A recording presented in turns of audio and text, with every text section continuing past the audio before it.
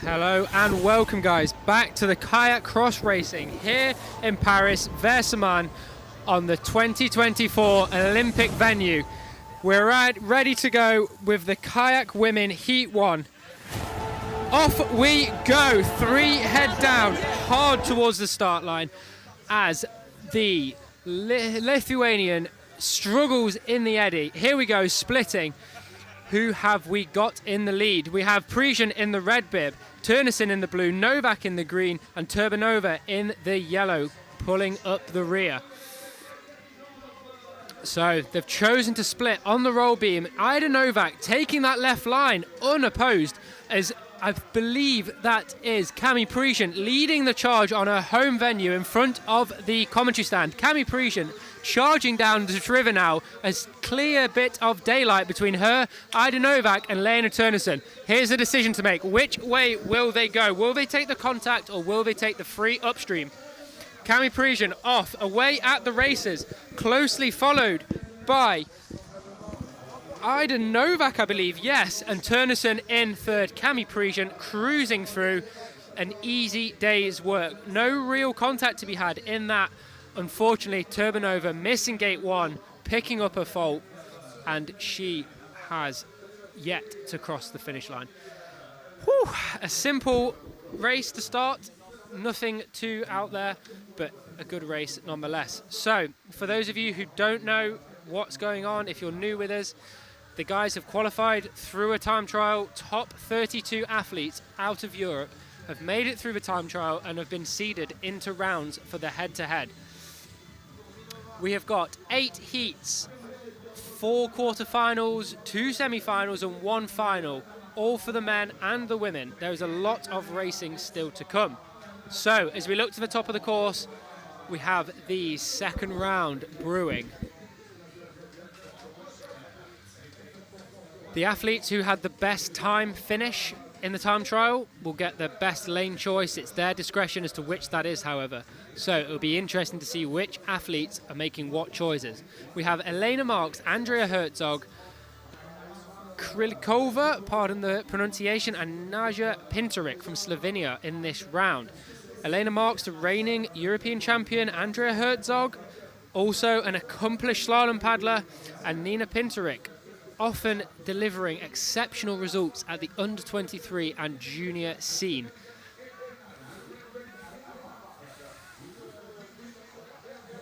So, as we get ready to go, not long now, there are a lot of rounds, as I say. There we go. Pinteric in yellow, Herzog in green, Krilikova in blue, and Marks in the red. Marks on your left-hand side of screen, lane 4.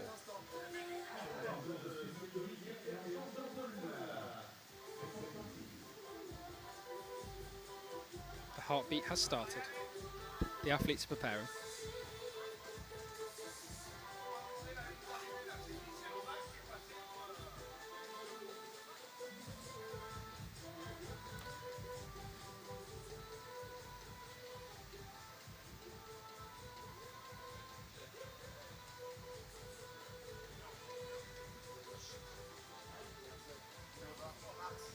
They're set, they must not move. Here we go. Marks in the blue boat has plenty of space to paddle on the far left of your screen. She's moving down, taking the short right-hand lane to gate 1, squeezing ahead of the blue bib. Red boat, red helmet, squeezing through there. Absolutely brilliant move, taking the inside line there. Who was that? Herzog getting into that up left. She's got space here. Both her and Marks have space to sweep. Marks rips the sweep round, taking the pole, simply saying no to Pinteric, and she is gone. Marks is steaming ahead of the crowd, well into the distance now, closely followed by Herzog, with Pinteric bringing up the rear. Elena Marks is thinking now, just deliver this upstream and it's an easy rate through. Here she goes. That's why she's European champion. That's why she's ahead of the pack. She's cruising now through gate 7, and there is again no real contact there, seeming that the athletes have taken the split off the start and have just taken their own route. It was simply a battle of speed to the roll zone and then a decision out of it. So, the athlete from the neutral international athletes nation, Krukova, has picked up a fault on the roll. Optional as to why, but there's a few reasons. She may have gone in too early and come up before, or she may have not been fully upside down by the time that she went under the roll beam. There's different options there. I'd need to watch it back. Maybe we'll get a replay, I don't know. As you can see on your screen there, the athletes have their bib that they were seated in the time trial underneath their coloured bib that they had in the round. Nothing crazy, just those bibs go back and they get recycled throughout the competition to the next competitor, the next competitor, the next competitor.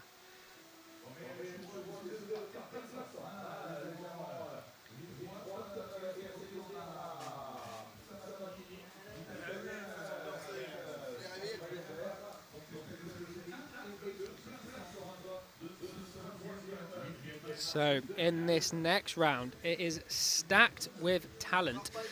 Myelin Sharu, Chiara Sabatini, Nelly Bine and Emanuela Lukranova from Slovakia. A Spanish, an Italian, a German and a Slovak. All ready to get up and running. Highly fought. As I was saying before, Marks is European champion. Parisian is silver medalist and Nikita Sechel took the bronze. This time last year in Tartzen at the European Championships. So, there are the official results. It's quite slow going, but everybody is lining up. I can see from my position here that they are all sat up on the ramp, ready to go. Sharu, bib 5, Sabatini, 12, Nelly Bain, 21st, and Lukranova sneaking in 28th.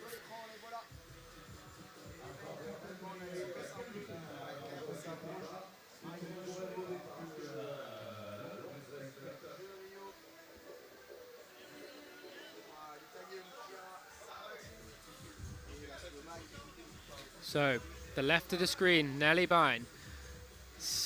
Lane 3, Sharu. Lane 2, Sabatini. Lane 1, Lukranova.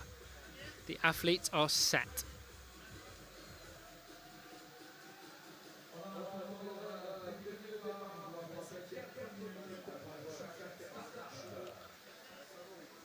So, the gentleman on the right in the red t-shirt, he has the start mechanism. He will press the button and then at a random interval the ramp will go. There is no human interaction. He has nothing to do with it. He simply presses the button. So, are we ready? Here we go. Off into the races, off to the start, pushing hard down. This is probably one of the tightest starts we've seen so far. Red bib of Sharu cruising ahead. Oh, and yellow bib there. I think Lukranova did not get round that first gate to the right-hand side. Over onto the roll zone. This is where the athlete got previously faulted. And yes, Slovakian has had a fault, Lukranova. Sharu sneaking out ahead there of the blue bib of Bine. And Sabatini is off, chasing down Myelin Sharu. And once again, a huge gap from second to first. Nelly Bine has all on here to try and close that gap, try and get on the tail of Chiara Sabatini to action an overtake in this up. She has to attack second place. Sabatini cannot be allowed to sneak ahead here. Oh, and a huge hit. Nelly Bine simply said no when Chiara Sabatini was trying to get round that gate. However, it's Costa. Lukranova, with the fault, has even come round and actioned on Bain, who has now finished in last. Chiara Sabatini, an exceptional move there to hang on to the second position after a massive contact on the bow. A great show there of how long it can take to catch someone, but you never stop until the last up. Everything can change hands in that last upstream, as we just saw, and that is outrageous. Myelin Sharu qualified, Chiara Sabatini qualified. That leads Nelly Bine in third, and Emanuela Lukranova with a fault on gate 1, even in fourth.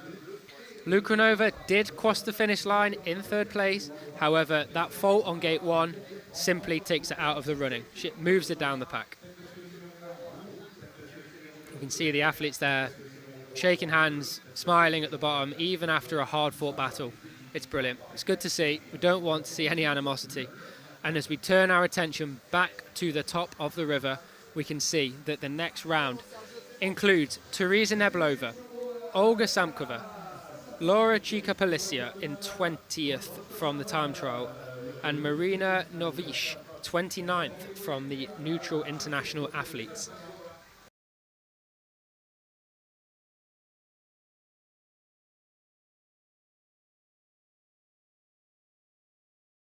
Medal opportunity. The two French pipping her to the podium. Teresa Neblova finishing in the agonising 4th place.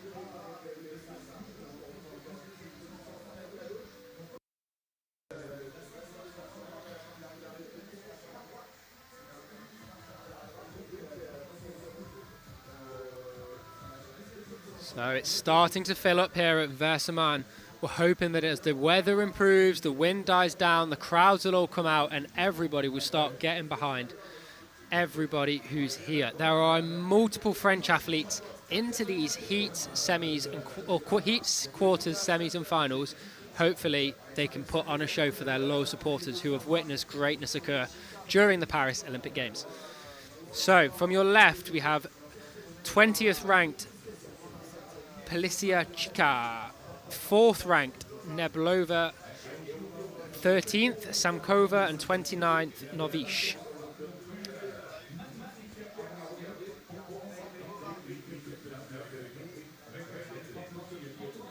So the athletes are taking their position on the starting ramp.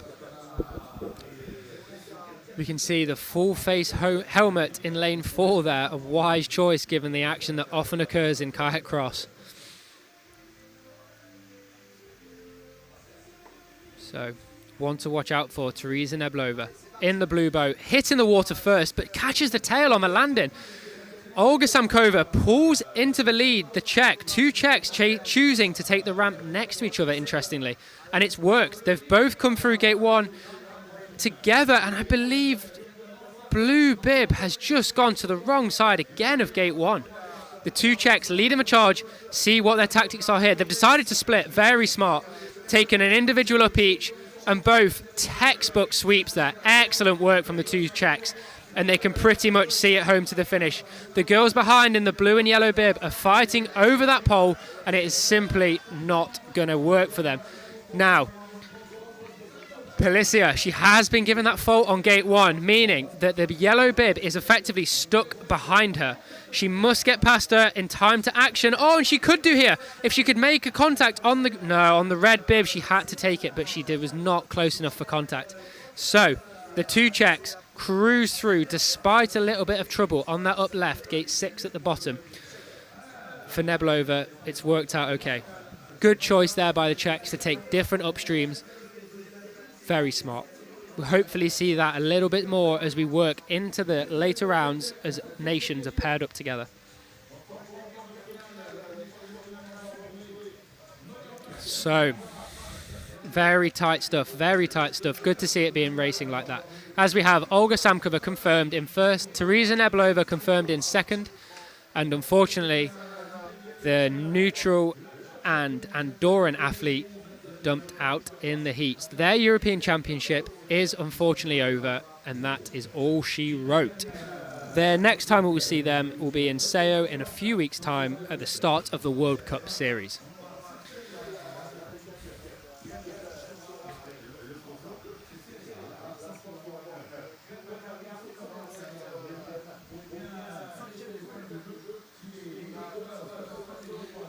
Okay, so heat number 5, they are flying through, including Kimberly Woods, Stephanie Horn, Nikita Setchel, and Iris Summons.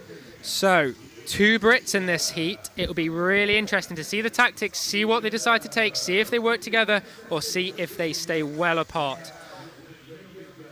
It looks to me from here as if Nikita Setchel and Kimberly Woods have taken it upon themselves to take the 2 lanes next to each other.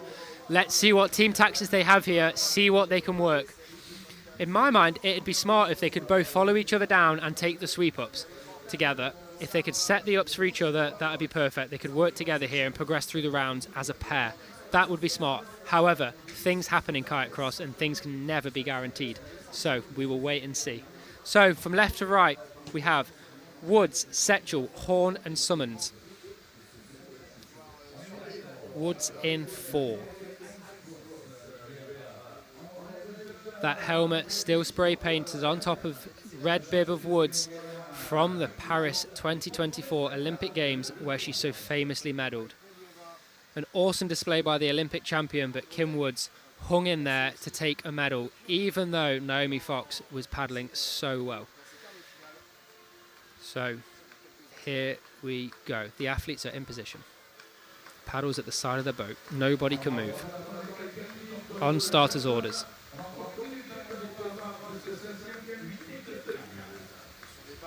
Any second. It's all about the ramp. Who can get off cleanly? Who can get the free water to get the blades in, get churning ahead, and find how that all-important first position. Here we go.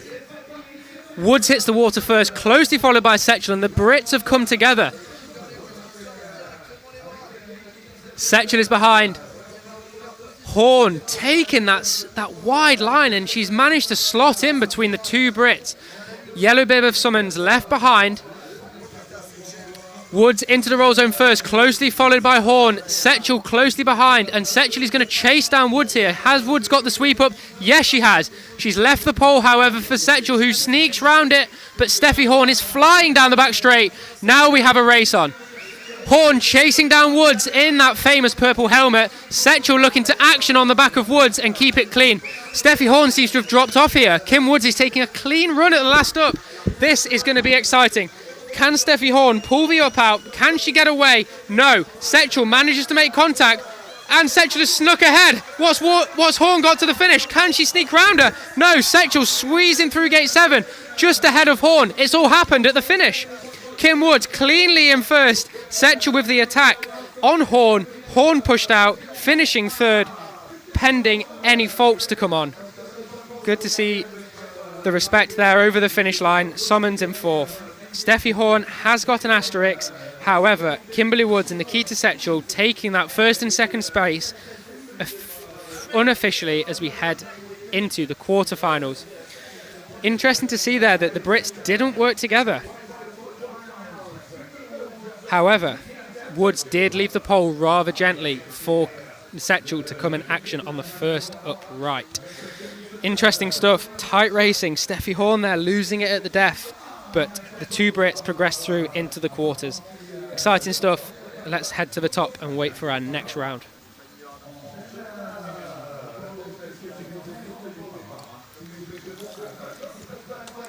So, round 6 of the heats.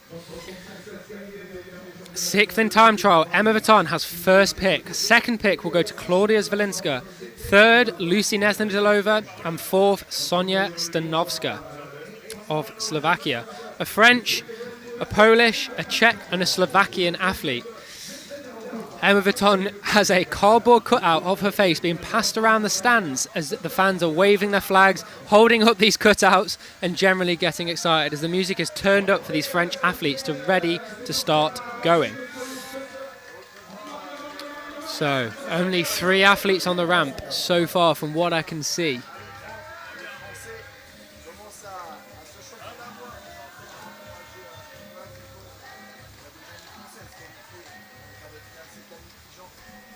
So from our left, Sonia Stanovska, Emma Viton, Lucy Nesnedilova and Claudia Zvolinska has just popped up as a DNS. She will not be on the start, making this a 3-horse race. Sonia Stanovska, Emma Viton and Lucy Nesnedilova. Some absolute quality there between those athletes.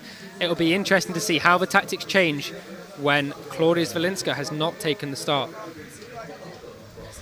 Olympian from here in Paris 2024 and a very accomplished athlete all around. I wonder why she hasn't taken the start line. So we're waiting for the starters orders. The French are starting to cheer. It's getting loud over here in Vaires-sur-Marne. Emma Viton is one of their favourites and she'll be cheered through the wall of noise as they come onto this back straight.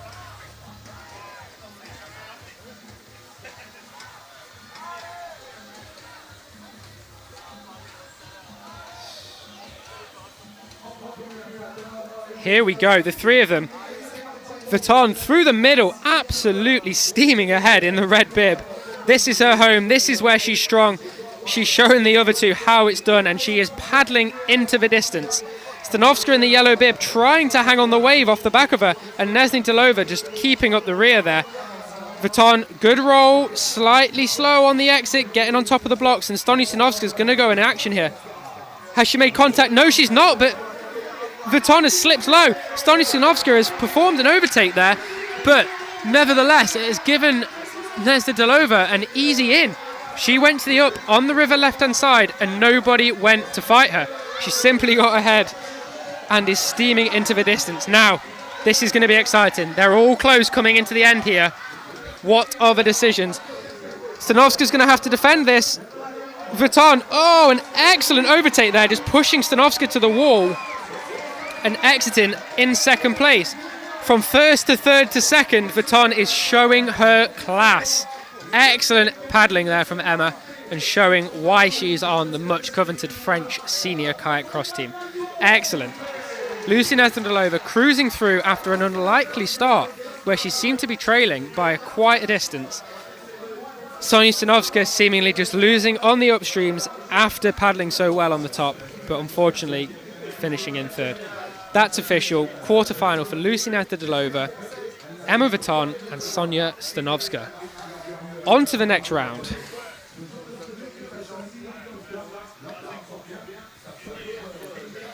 It all seems to be happening here. I thought prior to the race that it'd be occurring on the top half of the course, all of the action, but it's not how it's been. There's been a lot of overtakes at the bottom here. I wonder if it will be the same throughout all of the rounds. It's good to see tight racing. It's good to see it nice and aggressive. It's just good to see canoeing in the sun in Paris, to be honest.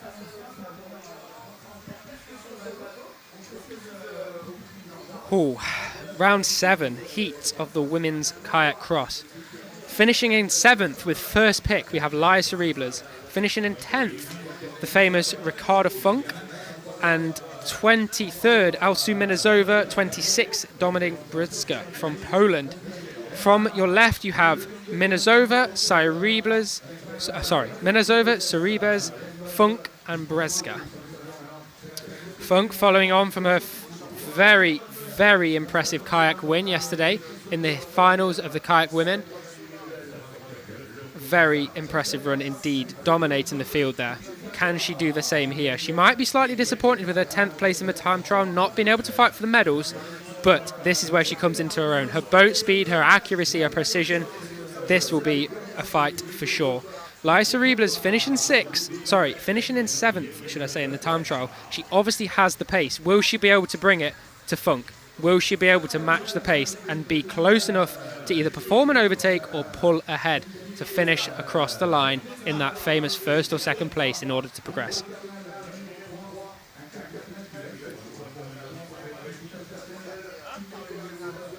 So they're under starters' orders. They are set.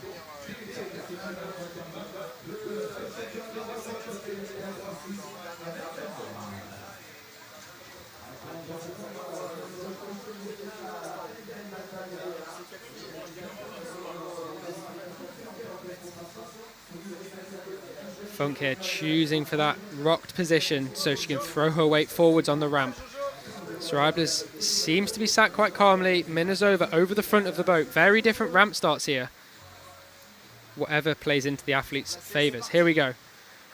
Funk away well, beating that nemesis after a fail in the Paris 2024 Olympic Games training where she went over the handlebars there, but delivering that ramp well today. She's managed to gas Cereblas, I think, around the outside there on the bend. Has she? Yes, she's ahead into the roll. Ricarda Funk, but she's eddied out. She's gone over to the blocks.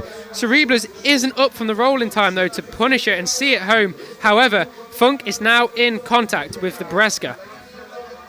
Funk out first. Brzyska just behind Cereblas. And the blue bib of Minezova, she's had to retake gate 2. Again, relatively tight racing with a larger gap between boat 1 than there is between 2 and 3. But Brzyska has all on here to chase down Cereblas. She has to be in contact here with Cereblas if she wants to have a hope of progressing. She makes contact, but it's too late. It's too little, too late, and she cannot quite close the gap to put a contact on the front of Cereblas' boat. That means Brzyska is out. She's in third. Minezova has unfortunately picked up a fault on gate 3, We will wait for the final results, but that is how it stands. Ricardo Funk, Laius Cereblas, Dominic Breska, Altu Minazova with a fault on 3. Let's wait for it to become official. Just shows that at an event like the Europeans, the stress of having that title up for grabs, the heats, having to progress, deliver many times, it's not easy. Funk there coming up on the blocks off the roll shows how much of an accomplished athlete she is, being able to hang on to the run even after making quite a big mistake there. She was able to sit calm, deliver the up and go from there.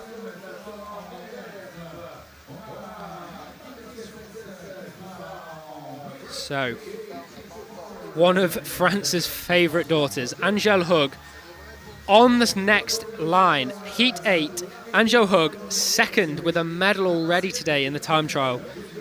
Evelina Hocheva finishing 15th in the time trial. Svenja Matti, 18th, and Cleo Pitcher-Farrell, 31st for the island. So, Hug with first choice, Pitcher with last choice. What will they choose on the ramp? Hug obviously accomplished on this Vaires-sur-Marne course following her Olympic medal in Paris 2024. A stunning performance, mixing it well with Woods and Fox in the final to create history at Paris 2024 with Kayak Cross's debut at an Olympic Games. French fans, as ever, in full voice, in support. There's a man with a chicken on his head in French colours singing with a megaphone. It's phenomenal viewing. So there we see it. Matti to your left in blue. Hug in the centre with red. Centre right, Hocheva in green and Pitcher-Farrell for Ireland in yellow. Farrell again choosing that full face helmet, Hug looking calm. Matti ready to give it a shot, see what she has got. She's been very, very strong training with Elena Marks recently. Looking good in training, but so has Hug, Hocheva and Pitcher. What have they got? It's all down to the ramp stop.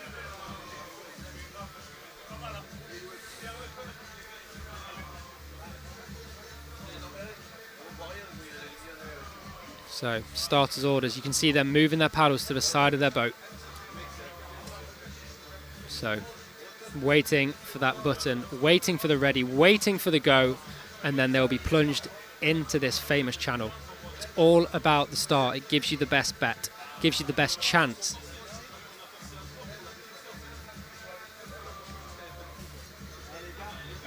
Here we go. Matti hitting the water first, beating Hug off the ramp. What will we have into the first down though? Hug squeezing onto the blocks, closing the door on Matti. An excellent move there. Very subtle but simple, and keeping a strong, solid, quick line down that fast flow. So it's turned into a bit of a procession. Down onto the roll zone. Hug, Matti, Hocheva, Pitcher. What will we have? Hug's away here, coming in slightly early, slightly tentative, but executing well. Hocheva's been pushed low by Yellow Bib. Pitcher-Farrell, Matti's missed gate 2 and had to paddle back up the eddy for it. Hug has simply paddled into the distance. She might as well already be in the quarterfinals. She's gone for lunch already. She's having a baguette, and that's that. Who have we got here? Hocheva, green bib, closely followed by Matti. This is all on the contact that Matti can put on Hocheva here. Can she catch her? Can she close the gap? What have we got? I can't see. Yep, there we go. Matti has pushed her deep, squeezed out, pushed Hocheva to the wall, much like happened in the last round. Matti has got an asterisk, but we'll see what comes up with it. Still, Hocheva's had to switch sides, take the yellow of Pitcher after having a one go at the upright and missing it. She's then pushed ahead, pushed Pitcher in to the eddy, and is coming down to the end. Matti is in second, has got an asterisk. Angèle Hug, simply brilliant, into the lead. No bother at all. A tiny shake on the first up where she hesitated, but after that, clean sailing, proving why she's a valued member of that Olympic medalist society. Svenja Matti has been given a fault on gate 2, showing Eva-Elina Hocheva in second place. Wow, just proves that you don't just give up if it goes wrong. Hocheva there sprinting across the river to go in action on yellow bib of Pitcher-Farrell and pushing her deep into the eddy to effectively beat her out of the up. What a move, what a qualification. She's effectively rescued her European Championships head-to-head racing in kayak cross simply by not stopping. Well done. Great racing there. Whew. And so that concludes the heats of the women's kayak cross. Up next, in not long at all, 1:40 here, so that will be 12:40 at home in England for those who are listening back home in Great Britain. We've got a 10-minute gap now. Let that sink in. Let the rounds work themselves out. Keep checking in with Seaweed Data. See who is in the quarterfinal and what seeding they'll be getting. Actually, it's already in. That's me being slow. We have coming up in the quarterfinal 1, Cami Priesian, Helena Marks, Andrea Herzog and Ida Novak. That is stacked with talent, stacked with quality. We are sure to dump we are sure to dump 2 of the best in the world out of that quarter. Following from that, we have Mylin Sharu, Olga Samkova, Teresa Neblova and Chiara Sabatini. Another closely fought quarterfinal. Things won't be a given in there. There will be fighting. Can Sharu keep her head? Can Neblova show her pace as she did in the time trial and pull ahead? Quarterfinal 3, Kimberly Woods, Lucy Nesnidilova, Emma Vuitton and Nikita Sechel. The 2 Brits again meeting in the quarters as always is. They will stick together if they can keep progressing together into the finals. On from that, we have Lucy Nesnidilova and Emma Vuitton. Also, obviously, Vuitton, a French, she's home favourite. She knows this place like the back of her hand. She is a talent to be reckoned with. Lucy Nesnidilova, she's Czech, she's of course quality. What can she bring to the party? All of these have medalled in the past at some level, whether that is senior, under 23, junior. Multiple have made World Cup finals. Kimberly Woods has an Olympic medal. Nikita Sechel was a bronze medalist here at the European Championships in Tarsen, not here, in Tarsen. Whew, it's all going to be happening. Quarterfinal 4, we have Hug, Funk, Cereblas and Hocheva. Again, absolutely stacked, showing the quality that is around at this European Championships. It's going to be a round to remember. We have Angel Hug and Funk both in the top 10, as well as Laya Cereblas and Hocheva closely bringing up the rear with 15th in her time trial. Hug with seeding, Funk with second choice, Cereblas with third lane choice, Hocheva with 4th. So, with that, we'll take what have we got? A 6 or 7 minute break until the start of the men's heats. Apologies. We have 8 rounds to come. There are 32 athletes battling it out, all to become European champion. Da Costa, he's the European champion from the time trial this morning. We then have Matarin Mador, again a French one, on the podium. Benjamin Renier, French, on the podium. Top 3 in Europe, home favourites, backed by their fans, backed by the crowd. What can they bring to this sunny afternoon in Vaires-sur-Marne? What is the quality they will see? What can they drop? What can they bring? How much contact will we see? Kayak cross, it's boxing on water with some finesse in certain places. Whew, here we go. Men's heats, 5 minutes away. See you shortly.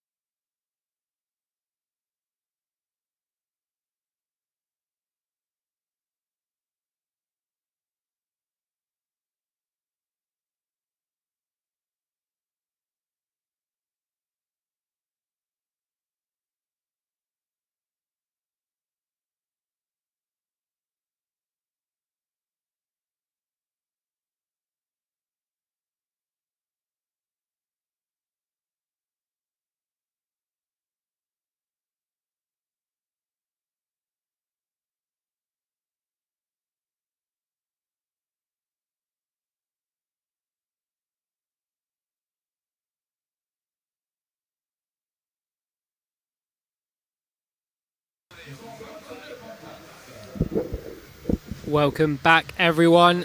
Introducing the men's kayak cross heat round 1.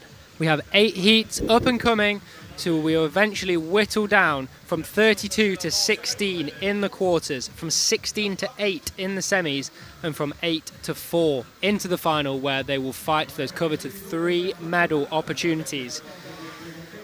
This first heat we have Giovanni De Gennaro finishing 17th in the time trial. Martin de Goede finished 16th. De Costa crowned the new time trial European champion, and Eric Holmer scraping in 32nd.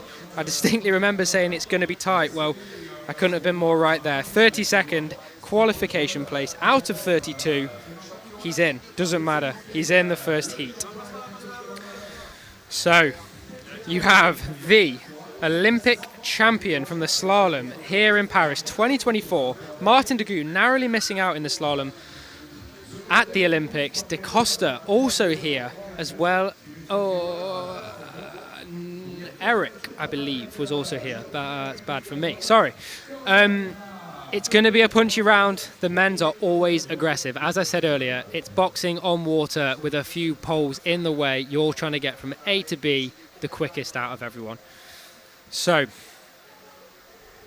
we are up and running. We have got 10 seconds by my watch until we go. The music is pumping, the atmosphere is here, the sun is out, everybody is ready to go. So, the men have taken their positions. Here we go. Oh, the red bib there, flying across. I believe that was De Costa into the path of yellow. Yes, Holmer managing to stick in the procession of the 3. De Costa from first in the time trial to 4th, but he's steaming down the outside there. He's absolutely flying, making up ground. Martin de Goede in first, second, De Gennaro on the blue bib to right upstream, taking it, sweeping the upstream. Holmer having to double take, but coming out ahead of De Costa. De Costa has missed the first up. De Costa has had to go across. That leaves de Goede steaming out in front, with reigning Olympic slalom champion De Gennaro chasing him down, but choosing to split and take the free upstream.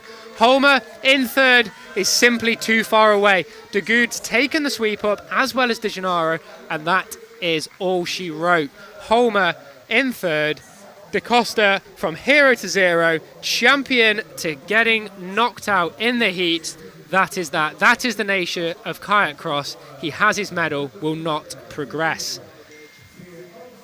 So, whilst we wait for that to become official, I didn't see any questionable actions there that would change the result, but we will wait and I will let you guys know once it has become official. All the athletes congratulating each other there at the bottom. It's good to see. Emotions will be high, aggression will be high. Let's wait for the next round to see who we've got.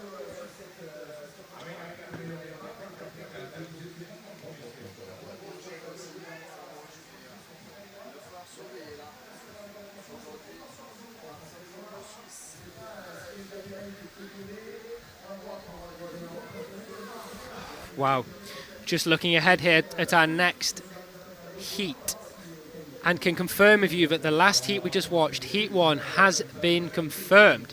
So, Heat 2, the men are lining up on the ramp, leading from having the highest ranking in the time trial, 8th, Dimitri Marks, the innovator of kayak cross with the sweep up, along with his compatriot Jan Rower, Martin de Goede, and Manuel Munch. Joe Clark finishing 9th, an uncannily low position for him out of the time trial. I'm sure it won't matter. He will be able to power down this course no matter where the start. I believe he has one of the fastest starts on this ramp in the world, and I've heard from a very reliable source, Finn the Butcher, that this is one of the best ramps in the world.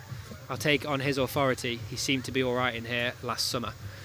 Tina Kanzler 24th, and then Kushno finishing 25th in the time trial. The men are lined up, left to right, Kanzler, Marks, Clark, Kushno. Here we go. This is going to be aggressive. There is some quality in this round.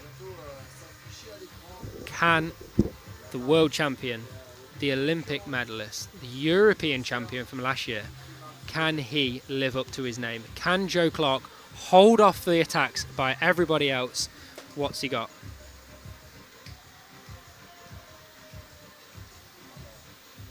We know Tini Kanzler is only here for Kayak Cross. This is his only shot at European glory. Dimitri Marks is in a similar boat. He did not make the positions in their selection to race here in slalom. What has he got to bring to the table in Kayak Cross? Can he put on a Marks masterclass? Will he get in the way of Clark? What have we got to wait for? Here we go. They've taken their positions. Clark laying back, paddle on the front of his boat in the time trial lane. This is arguably where it came wrong for Clark at the games. Can he deliver? No, he's dropped his paddle. Marks has pulled ahead there. Where are we going into? Get the cameras to change. Yes, Marks pulling away. Clark in the green bib has chosen the long line, the time trial line, but is right on Marks's tail. Clark's looking like he's going to go left here. Yes, good decision. Marks has a free up. Kanzler too late to action Marks. Clark absolutely shredding that up right. He sent that up to space. Elon Musk will be fishing that one out of orbit. And he's taken over Marks. Here we go. It is effectively a two-horse race now. Kushno is too far behind. Kanzler in fourth. He is out. Marks taking the up left. JC told him to go the other way. Don't even bother. And Clark has sent that up right once again. Marks is bringing up the rear in second. Kushno third. Kanzler, he's too far behind, unfortunately. It will not be his day for the young Slovenian. Not to be. Marks and Clark congratulating each other at the bottom. Kushno looking like he's got a poorly finger, but he'll be grand. So, that is that. Two unbelievable upstreams from Joe and Dimitri there, showing their world-class quality. Clark first, Dimitri second, Kushno third, Kanzler in fourth. That is all she wrote. A ropey ramp start there from Clark, but he's got the pace. He managed to pull it back. Dimitri there, arguably choosing the wrong upstream off the roll, the slower upstream maybe. But Clark, I think, just delivered the one that he did so well that he simply closed the door on anything that was going to occur there. The bibs are off. They're all thrown on the bank, and that means we are ready for the next round to begin. I keep being shocked by the quality in these rounds and then forgetting that we are at the European Championships. We've got, in this Heat 3, Jakub Krečki, Jan Rower and Maxime Obertan. Krečki coming 5th in the time trial, Roher 12th, Obertan 21st and Javier Ferrazzi 28th. A finalist from yesterday, Ferrazzi. However, Krečki missing out on the slalom semis even, getting bumped out in the group stages, grouped back to the lobby, and we have got to start again. So this is his chance. He's back to square one, a clean slate for the young Czech athlete. And it's looking like, from our left, we have Ferrazzi, the finalist from yesterday, Krečki, the multiple serial medalist from all age groups, Jan Roher, also a former European champion, I believe, in 2023, and Maxime Obertan. They're in their positions, they're lined up. There we go, Obertan lane one, waving in the blue bib. Geeing up the crowd. He knows a lot of these French supporters. He has a large French support, as the Belgian athletes often do. But here we go. Lining up, paddles to the side. Ferrazzi cricks his neck. He's going to need to be loose for this one. He's going to need to fight for this one. He is neck to the animal, Jakub Krečki. The physicality in this will be unmatched. What have we got? What can we show? Can Rower find enough space to whip out those famous sweep-ups and make the gap that he needs? We shall see. Starters orders, ready to go.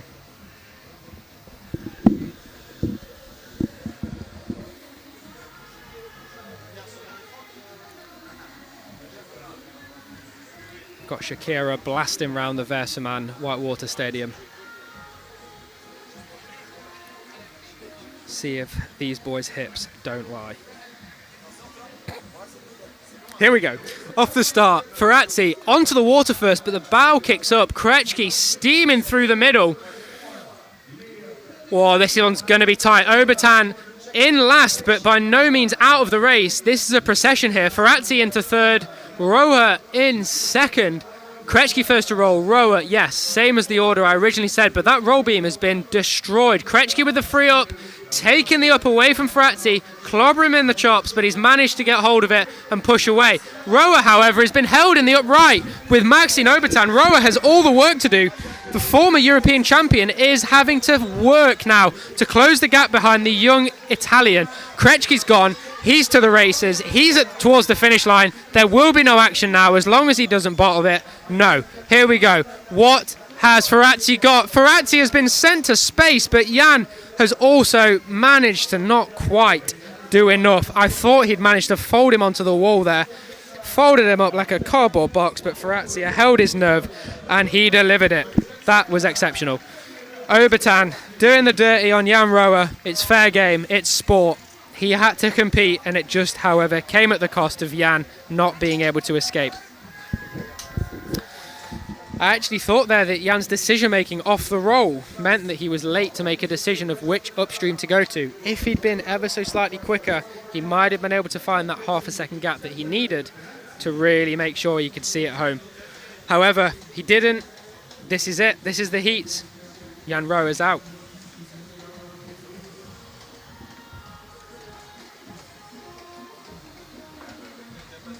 So the French fans are on their feet. Heat number 4, we have Titouan Castries. Again, the face is out. He's got the cutout flying around the stands now, and everybody is ready for the young Frenchman to come and drop another masterclass, which he has showed in numerous occasions. A silver medal yesterday, a silver medal at the Olympic Games here in Vaires-sur-Marne, and can he now back it up with yet another medal in his kayak cross? We have 4th from the time trial, Manuel Ochoa. 13th from the time trial, Titouan Castries. 20th, Matthias Novak. And 29th, Mario Leitner. Good to see Leitner hang on after a very solid run in the time trial. He was always going to be on the bubble, but he managed to squeeze into this round. Good stuff. So, from the left, we have Novak, Ochoa, Castries, and Leitner. 4 very strong names in the canoeing world. All age groups, they've been delivering quality runs. Can they now do it at the Senior European Championships for the 2024 title? Joe Clark is the reigning champion. Who is going to unseat him? Who's going to challenge him? He is through.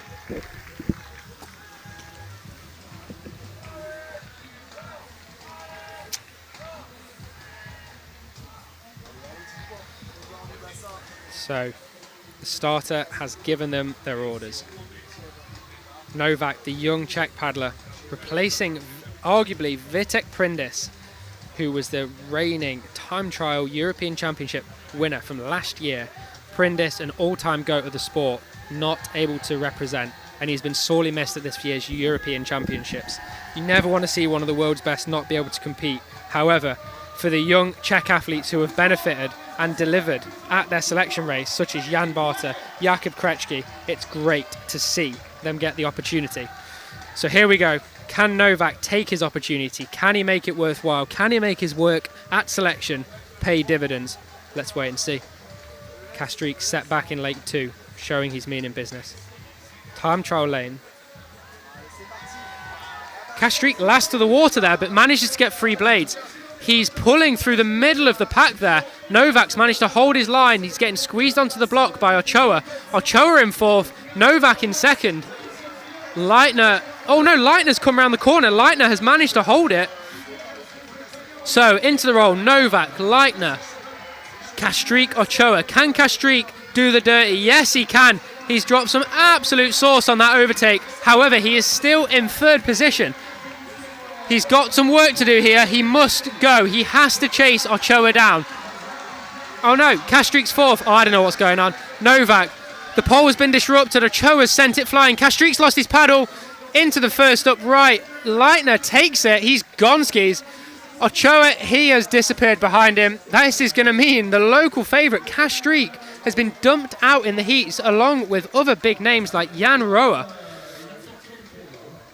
Unbelievable scenes here. Leitner and Ochoa showing the camaraderie there, celebrating with each other over the line. Job done. You gentlemen will be on your way into the quarterfinals. Just so everyone's aware, Ochoa has got an asterisk waiting behind him. He's currently sat in second. It doesn't tell me where the asterisk could be referring to, but that could put damages on his claim to that quarterfinal spot. Castrik in third. He would be the beneficiary should Ochoa get slapped that fault that's obviously being reviewed. I imagine it'll be on gate 5 for displacing the pole as hard as he did, but we will have to wait and see. I will let you know when it becomes official.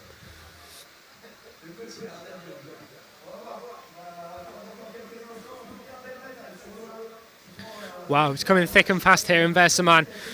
Benjamin Renier, another French favourite, finishing with the bronze medal in the time trial in third place, is in the next heat, heat 5, with Pau Henschenez, medalist at last year's Olympic Games in the slalom category. Noah Hegg, yesterday's finalist, and Artem Ivanchenko, arguably an outside hope, but in kayak cross, who knows what can happen.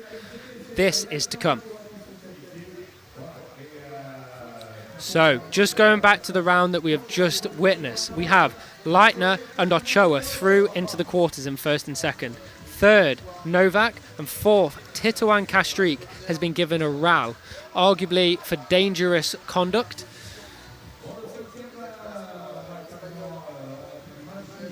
We shall wait for confirmation on what that was. If I'm correct, we'll have to wait and see. So, the next round, as I said, Renier, Henschenez, Hegger, Ivanchenko are lined up. They're ready. They're waiting. They're being announced. Renier's name rings out around the Vaires-sur-Marne stadium as the crowd get behind another one of their favourites. He's a phenomenal athlete. He performed exceptionally well at French selection, which I'm hoping that many people have watched, as it really is a spectacle during the winter months of sport of the canoe slalom racing. So, as they take the start line, the hearts are going, they're ready. Waving to the finish, waving to the crowd. Noah Hegg there on the left of your screen in blue, Renier red, Henschenez green, Ivanchenko yellow. I envisage Renier putting the hammer down here off the start on a ramp he knows so well to get the perfect clean entry, get his blades clean off the start, powering down towards the first drop, and hoping that that will be enough to buy him enough space into the first up. We've seen over the rounds, distance into that first up can really seal the deal. If you're in first, you're often out first, and that was it.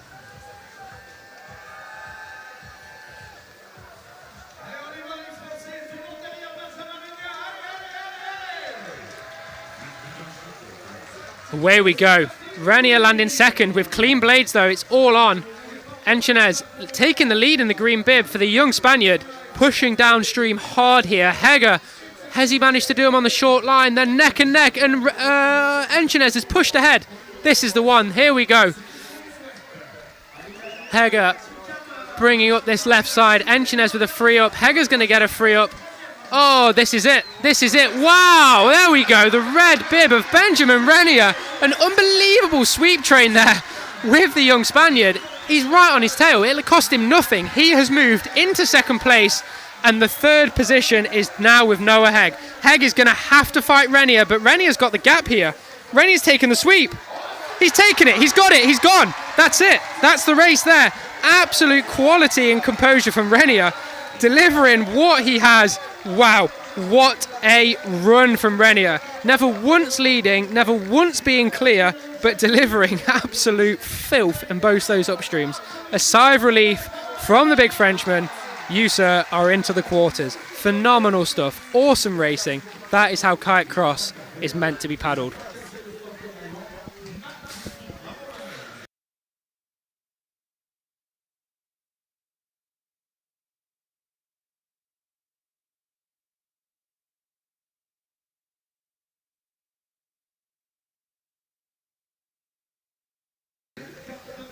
So, there is some details evolving after that round. We have been given a fault on gate 6 for Pau Henschenez. Ivanchenko has also got an asterisk, meaning that Renier takes the lead. Noah Hegg is in second, and the other two athletes, the Ukrainian and the Spaniard, will not be progressing. There is an asterisk. We will have to wait for confirmation, but as it stands, that is the lay of the land. Ivanchenko, the Ukrainian's asterisk has been removed, leaving just Pau Henschenez. So currently, it's Renier, Hegger, Ivanchenko, Henschenez. So, moving into the next round, Matthias Palachik, Sam Lever, Jan Lochnikar and Isaac Erstrom. Pelagic finishing 6th in the time trial. World champion at an under 23 level, Sam Lever, finishing 11th. Lochnikar 22nd and Isaac Erstrom 27th. All safely through, all performing well. However, we will have to wait and see what this round has in store. They're all lined up. Sam Lever choosing to take the far left, lane 4. Matthias Pelagic, lane 3.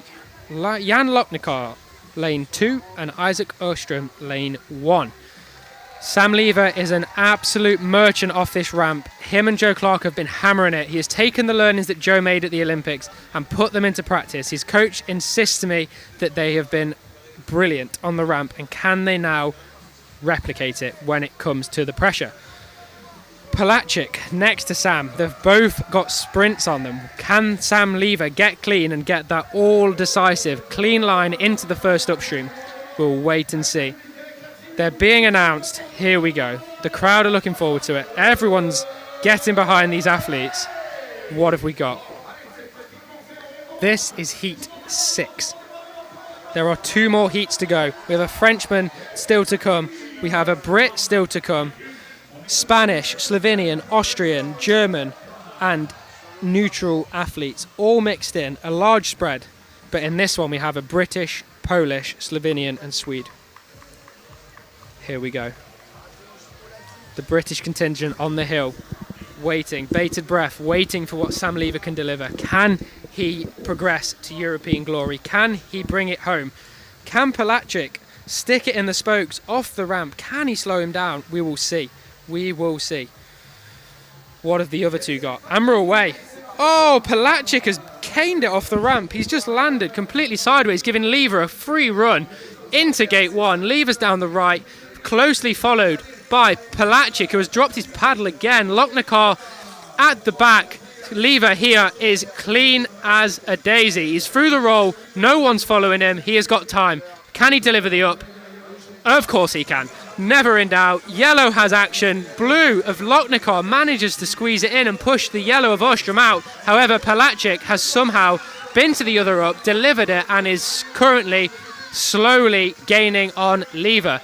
Lever and Pelagic, if they're smart, splitting the ups at the bottom. Yes, Sam taking the sweep up and delivering it. Of course he is. Campbell Walsh nodding his head in approval as Pelagic finally, through a tumultuous round, manages to exit the up left at the bottom and cross to the finish. There we go. It's all happening still on the course, unfortunately. There's reviews on Lochnikar and Ostrom, but they will not affect the current leaders. Lever, Pelagic, in first and second. You will progress into the quarterfinals. That is that. Whew. Pelagic off the ramp there, going sideways.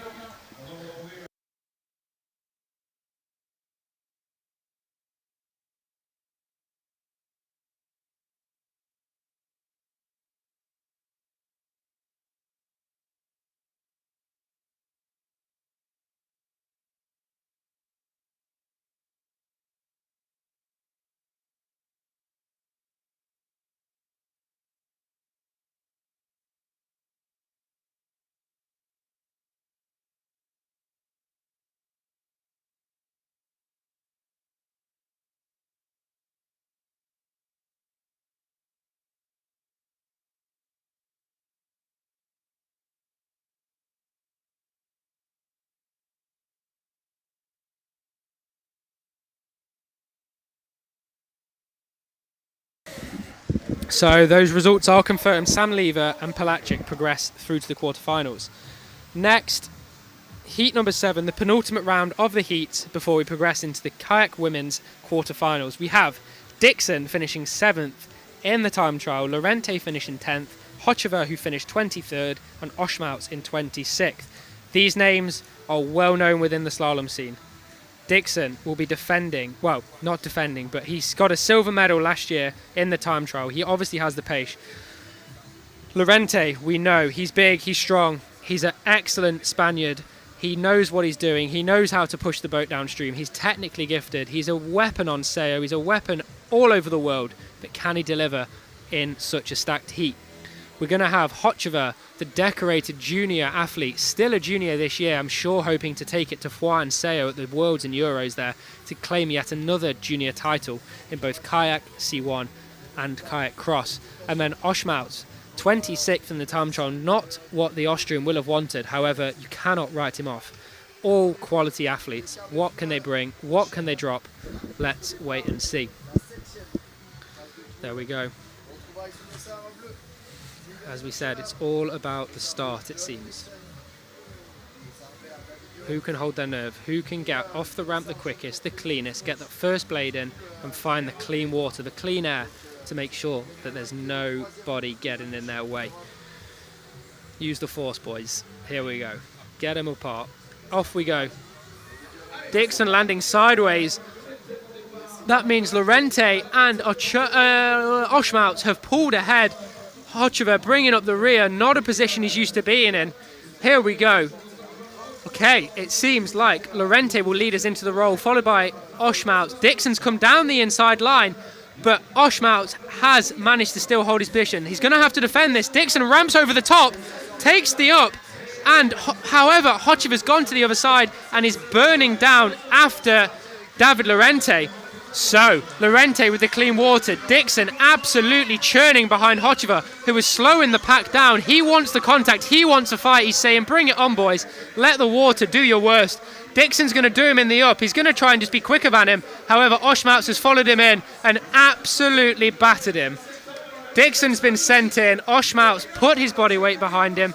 That was that. Hocheva takes it in to second position. A huge contact there. Dixon goes to set the up. Oshmaut says, absolutely not. I'm coming through. Move. And he delivered it. However, it was too little, too late for the renowned Austrian, and he has finished in third place with Dixon in fourth. Lorente, Hocheva, Oshmaut, Dixon. That's the current standings. Will that be final? Who knows? We'll have to wait and see. We've got one more heat to come, and then we have a short break until the quarterfinals. 20 minutes almost before the women's quarterfinal one, which, as I was saying, is absolutely stacked. The bibs are back in. The next ramp is getting loaded. 4 of them are up there.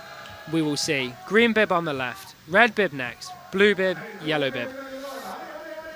Wow, what a contact there. Huge contact. Not much Dixon could have done there, apart from set the up ever so slightly earlier. But when you've got that much momentum after Hocheva's tactically slowed them all down, it's difficult. It's difficult. Mass moves mass. And that's that. Hocheva managed to slow them down. Dixon goes to burn around the outside. Oshmaut follows him in. Hocheva gets a free up, paddles to the finish. No bother. Wow. Tactical masterclass there. Interesting. Lorente, Hocheva, Dixon. Oshmaut has been given a row. I'm not sure what that is for, but he has been given a row all the same, I believe, for dangerous conduct. Not sure where that was. We will have to wait and see what the commentators say. So, final round. The boys are in. They're ready. Another full-face helmet from Stefan Henks, the trademark from the German. Sat next to the Frenchman, silver medalist from this morning, Matter Mador. He finished second position in the time trial, bringing home that silver medal, along with Benjamin Renier in third, pipping his countryman just. Ivan Kozlov finished 18th in the time trial, and so he has third pick, and Tilman Roller finishing 31st, the German squeezing in, just managed to do the job in France to get onto this ramp. Starters orders, the heartbeat's on, 4, 3, 2, 1. Paddles are ready, gum shields are in, gloves are on. Here we go. The final round of this year's European Championships heats for the men's kayak cross. This is their ticket into the quarters. This is their ticket to the semi. If they don't get through this round, they will not get through. European Championships over. Who can deliver? Here we go.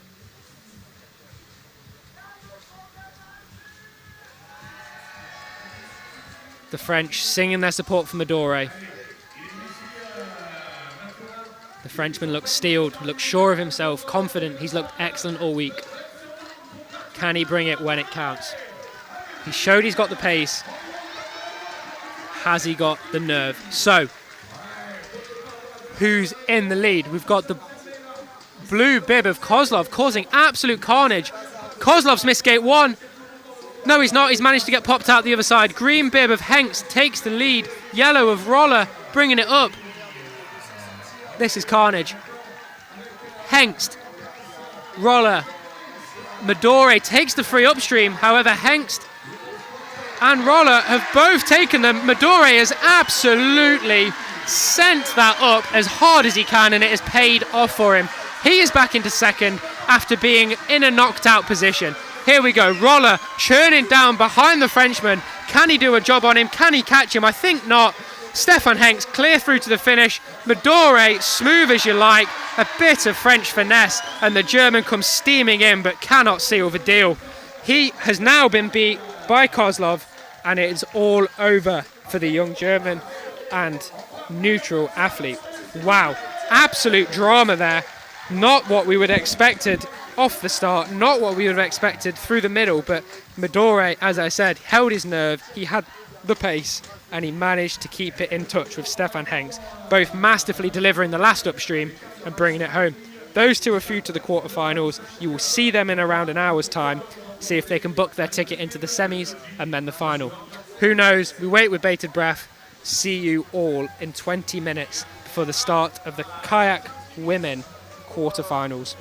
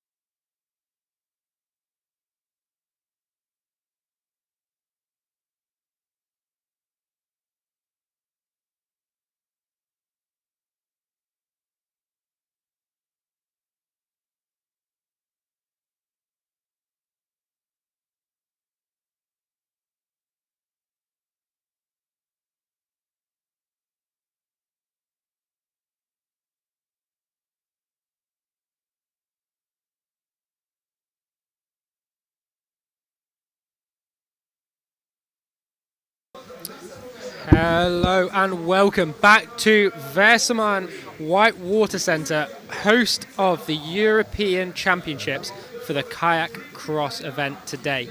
I'm Ben Haler. I will be your commentator for this afternoon to take you through the racing. We're here at the quarterfinals, we have the semis and finals to come, and we will soon be crowning our European champion of the Kayak Cross event. The time trial has been in both the men and the women's. The heats have been in both the men's and the women, and here we go. Quarterfinal one of the kayak women. We have Elena Marks, Cami Parisian, Andrea Herzog and Ida Novak. This quarter is absolutely stacked. Elena Marks, reigning European champion in both time trial and head-to-head, and away we go.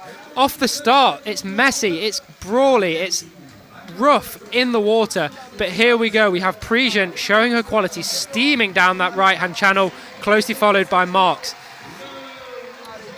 Into the roll zone, Marks is second. Parisian's going to have a free up, and I'd expect her to just send this and take it, but no, she's had to double take it. This has left the door wide open for whoever gets out of here.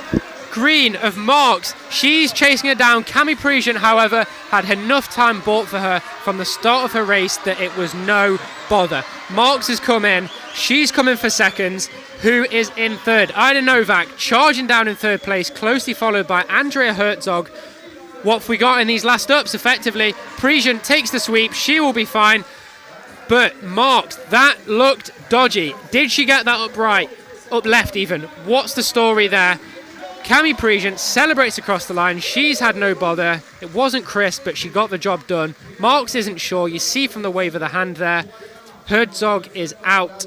However, will Novak be okay? Marks showing the asterisk. So Parisian, Marks, Herzog, Novak. Marks with the asterisk. She wasn't sure. That leads me to feel she knows. Let's wait and see. No, the asterisk is gone. She's been cleared. Parisian first and Marks. Those two will progress. The two decorated athletes, gold and silver from last year's European Championships, moving up. Both Olympians, both progressing into the semi-finals, into the final eight to fight it out for their spots in the final. Now, it wouldn't surprise me if both of those were to progress into the final together and it be a shootout for the medals between those and two others. They're that good. It would not surprise me in the slightest. Another Swiss athlete delivering. Oh, I've checked my words, checked myself, all changed. Elena Marks has been given a row fault, putting her last. So Parisian and Herzog progress. Novak in third and Marks is fourth. She is out. Completely wrong there, commentator's curse, and that is all that. Marks is out. The reigning European Championship will not be defending her title. Cami Parisian has a chance. She was silver last year. Can she turn it round? She made the kayak women's final yesterday, but didn't quite get the job done. She's got an option now. Can she turn it into gold in the kayak cross? On to the next round. We have a Czech, a Spanish, a Czech, and Italian. The Czechs have chosen to split themselves. Mylène Charoux, the highly decorated Spaniard, in the middle of the Czech sandwich. Can she kick off? Is she going to cause some problem, or are the Czechs going to bustle her around? Chiara Sabatini on the far right, lane one, white helmet. What have we got here? Are the Czechs going to work together? It wouldn't surprise me if they did. However, the nature of this course at the minute, with it being so messy off the start, who knows? We simply can't tell. Off the ramp, we know it's important to get a good start. We know they need to be exiting early. They need to be exiting quickly off the ramp with a clean blade. Here we see. Wow, an excellent start from Neblova on the far left of your screen. However, Mylène Charoux powering through the middle there, saying, move out the way. I hope you've paid your water bill because I own it. Get over. Charoux now in second. The blue of Neblova taking the lead. Say, the pent-up aggression of the missed medal earlier in the fourth place in the time trial, buying her a little bit of extra speed. She's turned out early though, and that's a big hit coming in from Charoux. However, green bib Sankova, did she get it? Leaving yellow bib of Sabatini on the far side. This is an absolute mess, guys. Sabatini leading the race from last, Samkova, the unlikely Czech, charging through and overtaking on the flat water. Sabatini nowhere near gate 4. Wow, what is happening? Green bib, Samkova retakes the lead. Giroux now, can she see it home? This has been an absolute shambles. Giroux with the last up delivers the sweep, as does Samkova of the Czech Republic, meaning Neblova and Sabatini, who has a fault on gate 4, are both going to be removed from the competition, dumped out. That is that. Wow. We will wait for those results to come in final and then prepare the next round.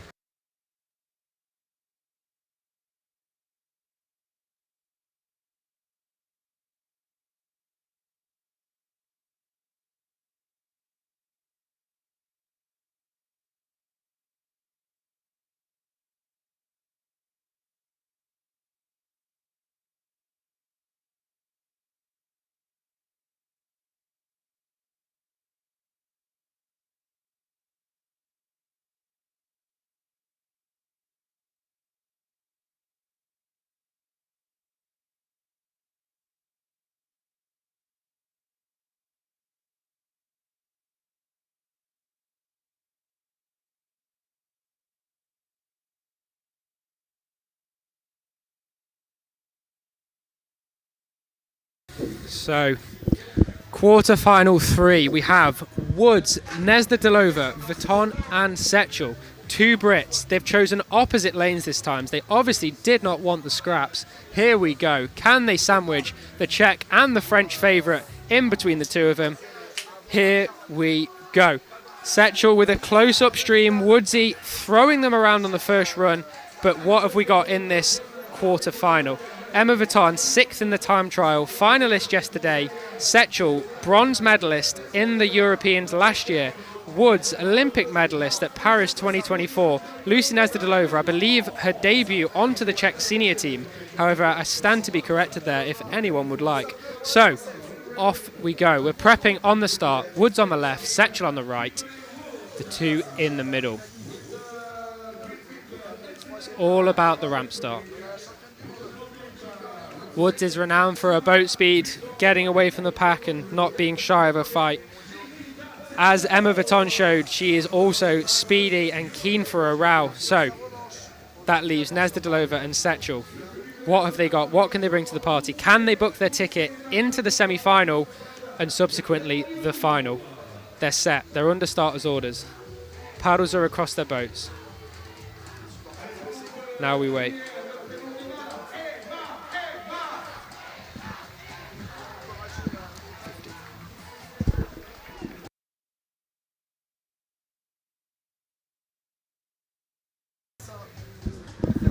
Anytime today, ladies, anytime today. So, the starter's hand is up. Now we wait. All sat stationary.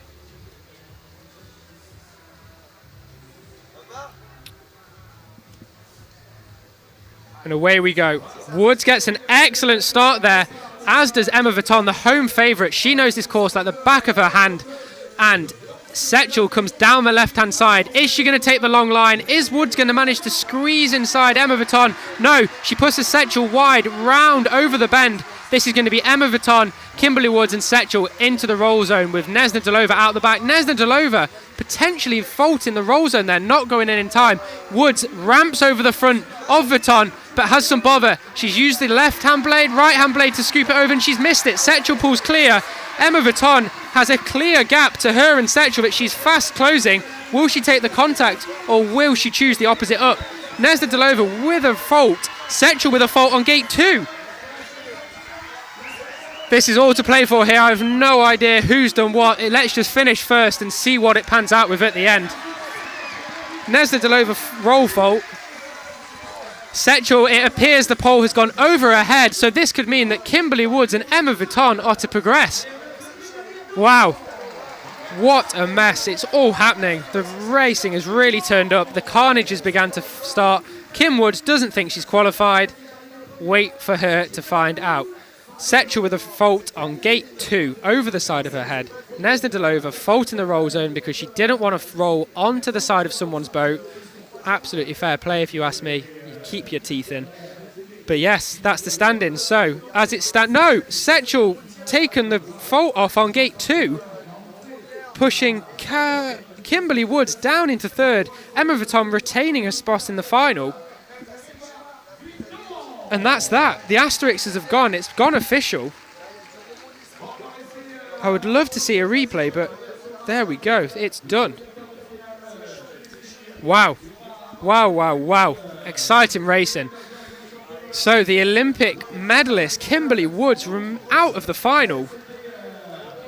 The contact on Emma Vuitton was not enough. She didn't get up over the front of her boat. Emma Vuitton held strong, and that was that. The home favourite showing her quality, showing her nerve under pressure there.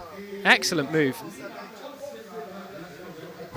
So, the final round of the quarterfinals of the Women's Kayak Cross European Champs. We have Laia Cereblas, Angèle Hug, Ricarda Funk and Eva-Elina Hocheva from left to right.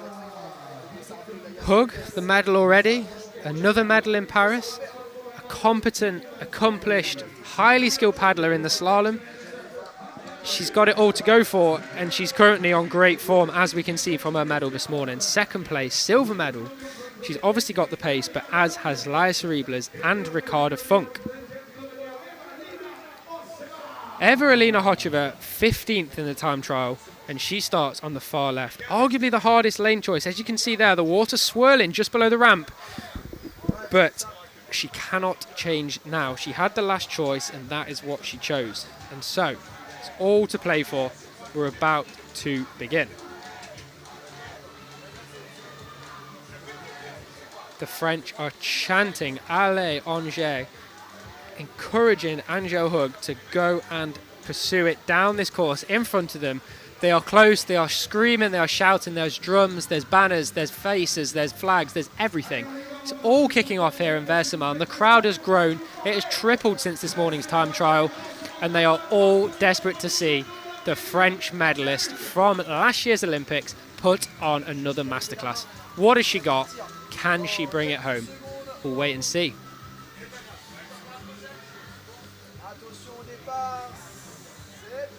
Away they go. Angèle Hug gets off well here. Eva-Elina Hocheva struggling down that left side, as predicted in the slow water, but the green bib of Funk, ever fast.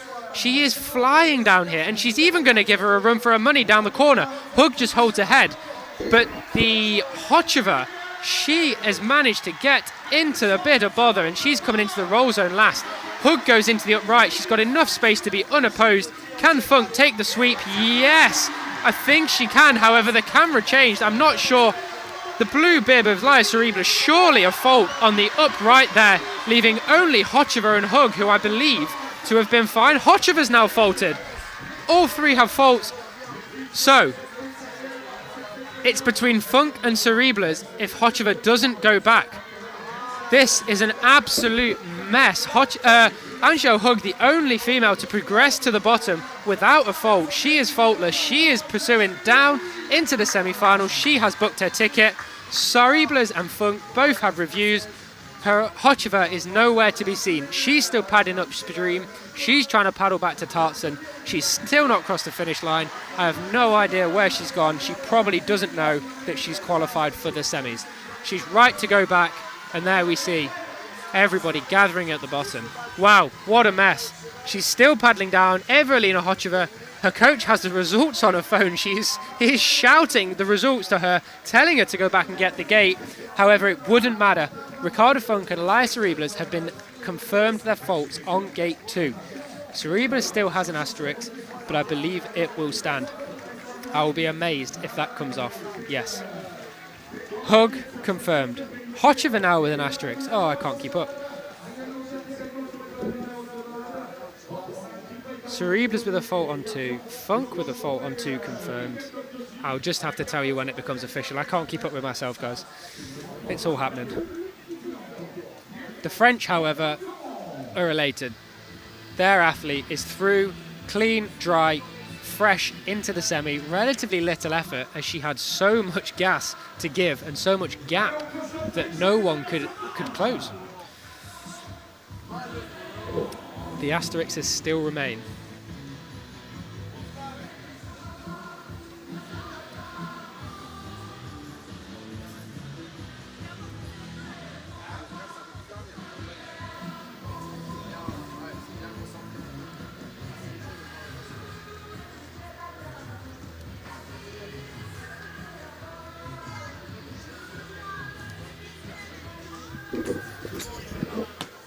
There we go. Anjo Hug in the lead. Evelina Hocheva has just about crossed the finish line and can confirm her place in second place. Ricarda Funk in third, and Laia Cereblers still not confirmed, however, with a fault on gate 2. Hocheva and Hug to progress.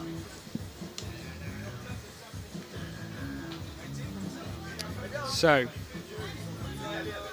that was exciting. That was drama. The quality that has been on show here today has been mixed but exceptional at times. It seems to be the meta performance is you get away off the start, you get out of the first up, and you take your foot off the gas to simply leave the rest of them to fight. We saw that at the Olympics with Finn Butcher getting a clean lift through the start, cleanly into the first up, and the rest was history. Those brilliant photos at the finish lines of him celebrating, the disbelief, the elation, the joy, and it all came from the first 15 seconds of the competition, simply by being good off the start. We saw that from Hug there. We've seen that from Charoux. We've seen that from Parisian. Now, what's the matter? Can they keep it going? Can they keep working this, or will people figure it out? Quarterfinal 3 of Sechel, Vuitton, Woods, Nesna-Delova. Now we have semi-final of Hug, Sechel, Vuitton, Hocheva. 2 French, 1 British, 1 Slovenian. Will the French work together? Who knows? We'll have to wait and see. But boy, it's been a shambles. It's been a mess. It's been hot. It's been heavy. It's been constant. And still, we're only about halfway. There's a lot to decide. There's a lot to keep figuring out. And yet, we're straight into the men. The music's blaring. The crowd's up and pumping. They're singing. The man with the chicken hat on, he's absolutely loving it. French flag in hand. Yeah, wow.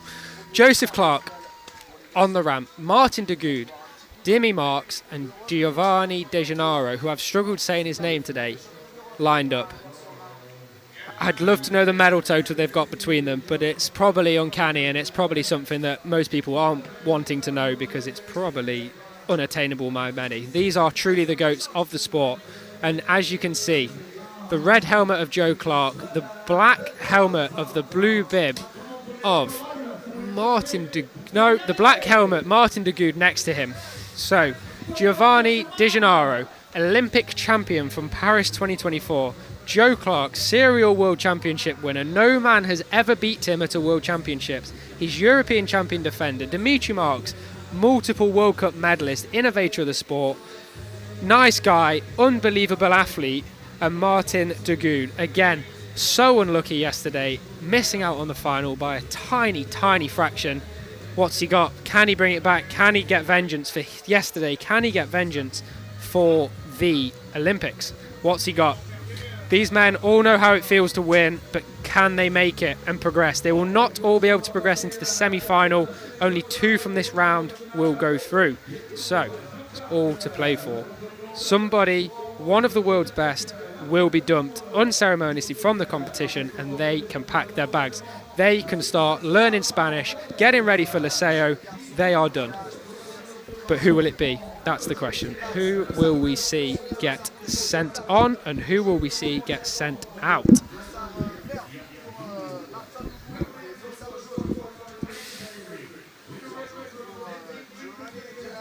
The stadium announcer is going through the names. He's running through them. He's letting them know who to cheer for. No French in this round. It'll be interesting to see the French crowd's reaction. I'm sure they will get behind them. They've been exceptional all week, cheering everybody on. But what have we got? What can we bring? Swiss, German, no, Swiss, British, Swiss, Italian. Here we go. Starters orders. Dire Straits is blaring round as they come off the ramp. Here we go. JC comes off Squinty. Here we go. Dimi is down the right, closely followed by De Gennaro pulling up that left side. He has got a clean run here. How worth it is it going to be? Clark is in 4th. Clark is at the back of the pack. The Olympic medalist is at the back, and we're being led here by athlete Dimi Marks. He's got to clean up. Surely he pulls out the Swiss masterclass. Yes, he does. He sends the pole to space. De Goud's missed it. De Goud's had to go back for the upstream. He's missed it again. And this puts Clark in 3rd. De Gennaro in 2nd. Clark is closing the gap on his all-time bud. Can he catch him? Can he push on? He's going to have to churn and burn here. Dimitri has surely got a free upstream. Can Clark catch De Gennaro? He's basically relying on a mistake. No, he can't. De Gennaro takes the sweep. Clark on the sweep train. And, Martin de Goede at the back. Wow. Well, I said we were going to leave some quality. Here we go. Execute order 66. Joe Clark dumped out of the competition. Martin de Goede worried about his blade. The Swiss and the Italian consoling. Dimitri Marx's timing on those ups. Pure quality. Yes, pure Swiss precision. Wow. So, Martin de Goede cannot continue in the competition, nor can Joseph Clark. The results are in. There are no asterisks on the top two, and that is how it finished. De Gennaro showing his speed, showing his calmness, his nerve that he used at the Olympics to deliver such great results, holding off the home crowd. And there we go. The Swiss progress through, but only one. He is the last Swiss man standing, and unfortunately, it is on Dimitri now to bring it in. Thank you. I'm joined by Jan Rower in the commentary box, consoling for his unfortunate dismissal from the competition, but he was behind his friend there, running down with him all the way. Yes, so it's thick and fast here. Quarterfinal 1 is done. On to quarterfinal 2. We have Jakub Kreczki, Mario Leitner, Manuel Ochoa, and Javier Ferrazzi. So, from the left, Ochoa, Kreczki, Leitner, Ferrazzi. Unbelievable clash shown here. An Italian, an Austrian, a Czech, and a Spanish. All serial finalists, all have performed at large international races over the years. Can they do it again today? This is for their ticket in the semi-final. The racing today has been messy, it's been quick, it's been dangerous, it's been fast. But those who have held their nerve seem to be the ones who are progressing. So, I don't know who the fan favourites will be here. I'd like to back Ochoa and Kreczki. They showed their pace early on in the time trials. But Ferrazzi, the young gun, can he mix it up? We'll wait and see.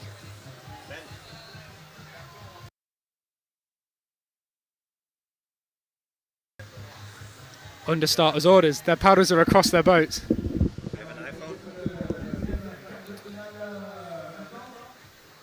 So we are awaiting their start. The sun is out in Vaires-sur-Marne. It's blessing this glorious day, racing. At the end of it, the podium will be sunlit. We will have a European champion crowned in both the men's and women's kayak cross. Who will it be? Let's go. Here we go, and away we go. Kreczki gets away, middle of the pack. Manuel Ochoa on his right shoulder, left Javier Ferrazzi. What's he got? Can he bring it down? So Kreczki is storming ahead here. Ferrazzi down the left, closely followed, however, by Ochoa. Can Jakub get a free up? I think Ochoa is too far away from him. He is. He's not got that half a second gap. Ochoa takes that sweep train. He misses it. He's missed it. He has to go back. Mario Leitner steaming down, and surely this gap is too big. A, for Leitner to close to Kreczki, but also for Ochoa, the powerful Spaniard, to close down to Leitner. Kreczki in the lead, surely. Can he hold his nerve?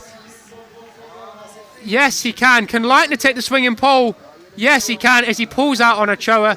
The Spaniard, the quality, cannot do it. He can't hold it. He's out. He's missed it. Ferrazzi fighting all the way to the finish. But the young Italian, who had such a powerful day yesterday, showed his quality with the 4th place in the slalom, unfortunately, is out. So, Jakub Kreczki, Mario Leitner, Javier Ferrazzi, Manuel Ochoa. That is who you've got.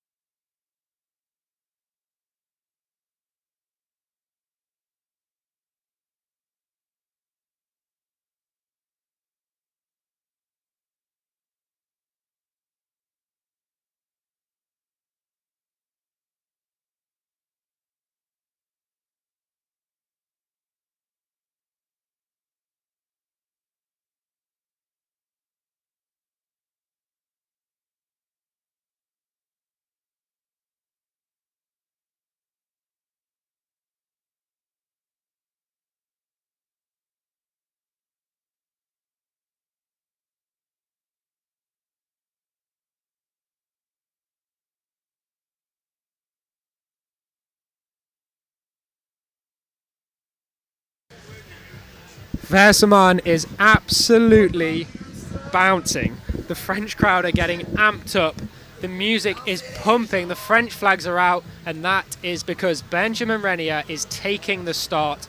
The bronze medalist from today, the all-round French favourite, local boy, trains in Po, loves to paddle on Paris with the team.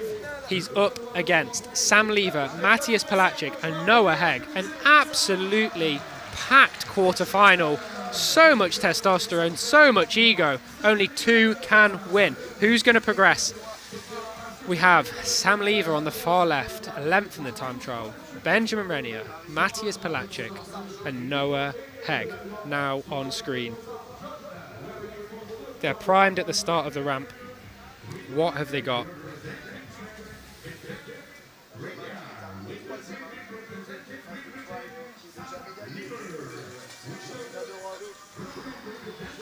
There are some medals here between these boys. There's some quality. There's a lot of experience, but it comes down to 56 seconds, give or take, of head-to-head, pure animalistic racing with controlled precision.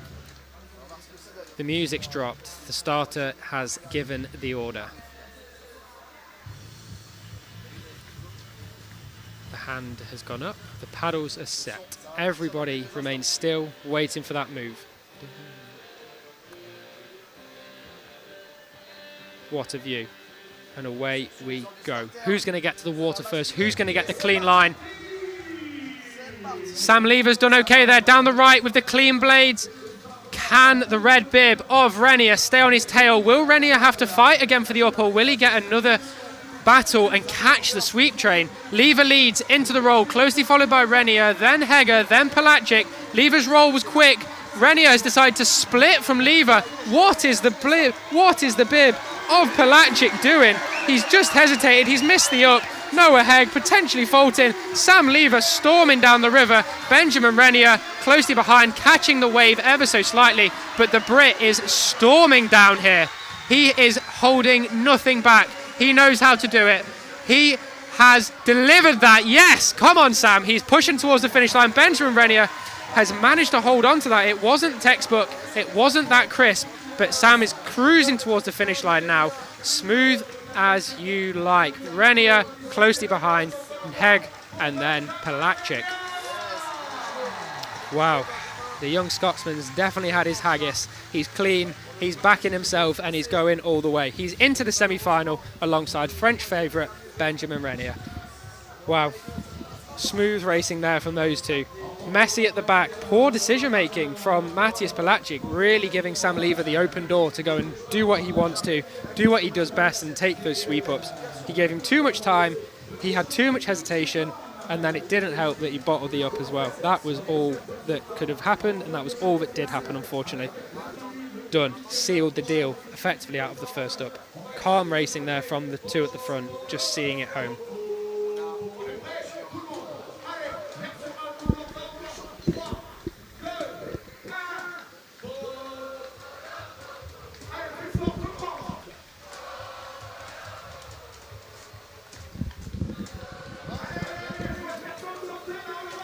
Wow, as the day's progressing, we have another French athlete in the next round. Mathurin Mador, second this morning. Multiple winner of ICF races, senior team member in the past. He is representing his country. He is proudly paddling in front of the French crowd, and he will be in lane 3. So, lane 4, we have Stefan Hengst. Lane 3, Mathurin Mador. Lane 2, David Lorente. And lane 4, Zigelin Hocheva, the young gun from Slovenia who has had so many medals to his name over the past years. Can he become as consistent in kayak cross as he seems to have become in slalom? He's on good form, but so is Matthew Mador and so is David Lorente. No double nations in this round. A member from Germany, France, Spain and Slovenia. No one will be working together. They are all out for themselves. There are no team orders. They're set, they're ready, they're good to go. What will be, will be. They've all got their plans, but in the heat of battle, anything can happen. Let's see what occurs.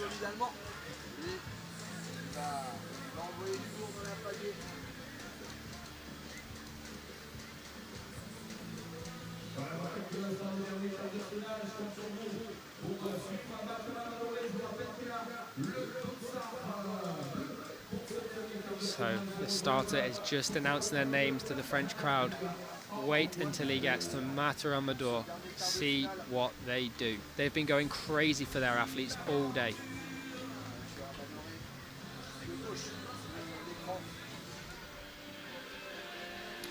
So the previous round, Sam Lever, Benjamin Renier confirmed as qualified into the semi-final. The music is blaring. The starter has given his order. We're now just waiting for the ramp to go, and here we go. Off the right-hand side, we've got Stefan Hengst clashing paddles, giving way to the black boat of the red bib Lorente. Hochevar out in third. He's not quite managed to burn it round the outside of Hengst, but Lorente leading the charge, leaving that the French favourite, the Maverick in blue, he's going to have to go to the other up. He's seen it's too busy. He's let Hochevar and green bib of Hengst fight. Medore's made the right call. He's into second, powering downstream. Lorente charging ahead of the pack. He's checking his shoulder. His coach is celebrating. All he has to do is see this home. He's got to get in and out of the last up. Can he take the sweep? Will he take the sweep? Will he take the risk? Of course he does. He's a canny Frenchman. No, he's not. He's Spanish. But that's that. The canny Frenchman, Medore, smoked the upright under pressure, holding his nerve, especially as the green bib, the German Hengst, comes in, went for the attack, missed the pole altogether. He bottled it. He completely missed it, and unfortunately, that's the end of his championship, along with Siegerlin Hochevar. A deep breath for all is needed. David Lorente, a clear winner. Matter and Medore taking that second place. The French celebrate. The cutout of the faces are up. They're all going crazy. The music's going. Unfortunately, that's the last thing Hochevar and Hengst are going to want to hear. They might as well head back to the team tents, take their kit off, hang it up to dry, and hit the road. They will not be presenting again in the semi or the final. They will not have chance to take the European Championship. That is that. That concludes the quarterfinals for the men's kayak cross. And that leaves only one thing left to say.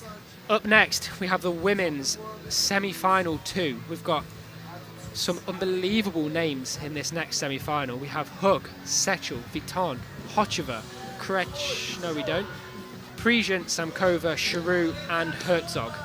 Absolutely stacked. As you can see on screen here, semi-final 1 for the men to conclude that round. Krejci, Marks, De Gennaro, Leitner, followed in semi-final 2 by Lorente, Lever, Medore and Renier.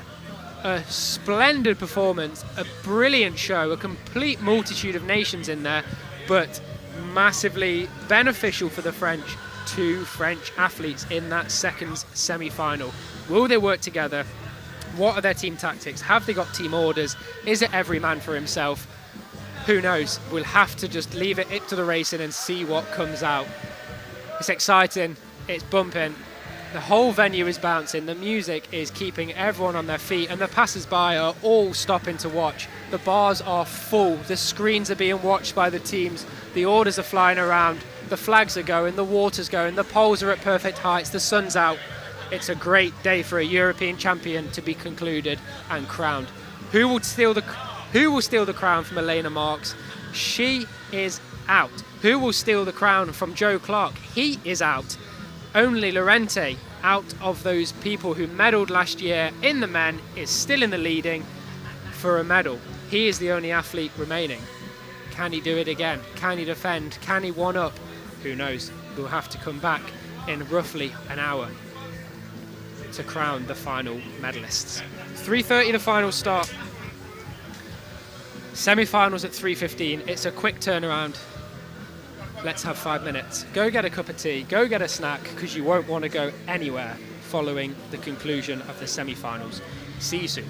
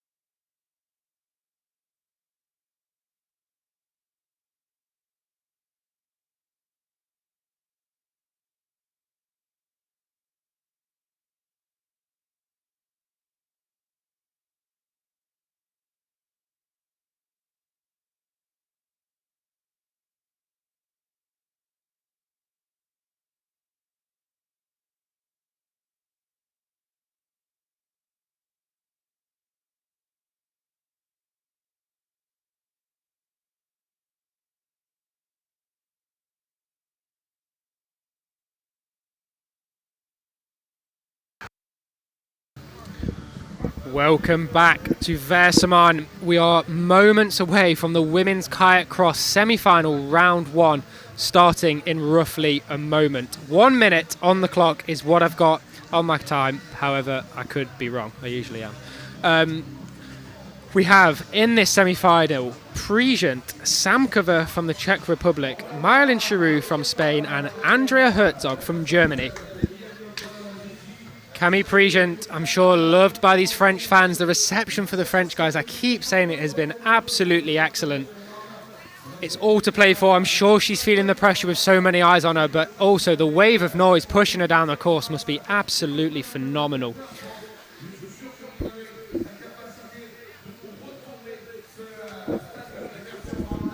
So we are really genuinely into the business end of racing now.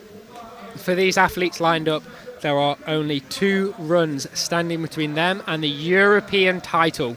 As I've said, Elena Marks, she is out. She is our reigning European champion and she cannot now defend her title. Who will take her off the throne? Who will knock her down? Well, she can't defend herself. She can only sit and watch. So, will it be Charoux, Pre-semifinal, Samkova, Herzog, Hug, Sechel, Vuitton or Hocheva? One of those 8, they will be crowned as European champion. But to get there, we've got a little bit of time. So, whilst the commentator G's up the crowd, he's doing a good job. Here we go. He's bigging them up. The Kaiser Chiefs are blasting around Vaires-sur-Marne. Everybody's loving it. Everybody's singing. The athletes, the spectators, the support staff, the coaches are all looking on expectantly. So, from left to right, we have Angel Hug, Nikita Sechel, Emma Vuitton, Alina Hocheva. No, we don't. That's the second one. We have Charoux, Pre-semifinal, Samkova, and Herzog.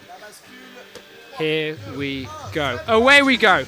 So, Charoux on that far left lane, as we can see it, coming out in second there. Pre-semifinal pushing down that home advantage, screaming down that right-hand side. There is no stopping her. She is a missile. As she comes around this corner into the wall of noise, Charoux is fast approaching her tail, but it's going to be Pre-semifinal into the roll zone. All rolls look good so far. Here we go. Cami is clean. No, she's not. She's had to double take the up, but so is Charoux. She is, however, going to stay away. Green bib of Samkova is going to start chasing her down, though. Pre-semifinal with a clear gap. Samkova pushing down behind her. Herzog, can she bring it back for the Germans? But the big shock is Charoux at the back, taking a hit there. She's going to struggle from here. She's going to have to get it mixed. Cami Pre-semifinal into the last up, showing her class, not even a contact. She is gone. Samkova is right behind her, and that is going to seal the deal. Despite Charoux's valiant effort in the last up left to overtake Herzog, it's not enough, unfortunately. That gives the home crowd a guaranteed French boat in the final, as well as the Czechs. Wow, that is exactly what these French fans wanted to see. They have a shot. You're saying it's not over? Well, it is for Charoux. It is for Herzog. You're telling me there's a chance? There's a chance. Cami Pre-semifinal first, Olga Samkova second. Those girls, they have a short turnaround, not long at all. Not even chance to change kit, just check in with their coaches, settle their tactics, put their heads on, drop their heart rate, and we will be going again in the final. They have no choice. Those 2 girls, they have a 3 out of 4 chance of a medal. They will, however, not be satisfied. They will all want to win, as these athletes do. Bronze is not good enough if gold was up for grabs. Let's wait and see how they decide to approach it. So, here we go. 2 French in this semi-final. We have Emma Vuitton, Angel Hug, and Nikita Sechel alongside Eva-Elina Hocheva. I'm just waiting for confirmation as to where they are on the ramp. I believe that is Hug again in lane 3. She seems to be favouring that round. Wow, the atmosphere is absolutely mental. The clapping along. 7 Nation Army ringing round. These athletes must be feeling the pressure. They're going to come down into these French fans. Not know what has hit them. I believe it's Sechel, Hug, Vuitton and Hocheva, from, as you can see it on your screen. Wow. This is what it's about, guys. This is the semi-finals. This is to book their ticket into the final race. As you can see, they're ready. They all look nervous, but there we go. Green bib satchel, red hug, blue baton, yellow Hocheva. What have they got up their sleeves? What tricks have they got? Who knows? I'm sure the two French are not afraid of what's to come. They know what's needed. They know how to get off this ramp well. They know the water. They know the lines. They must be taking confidence over that.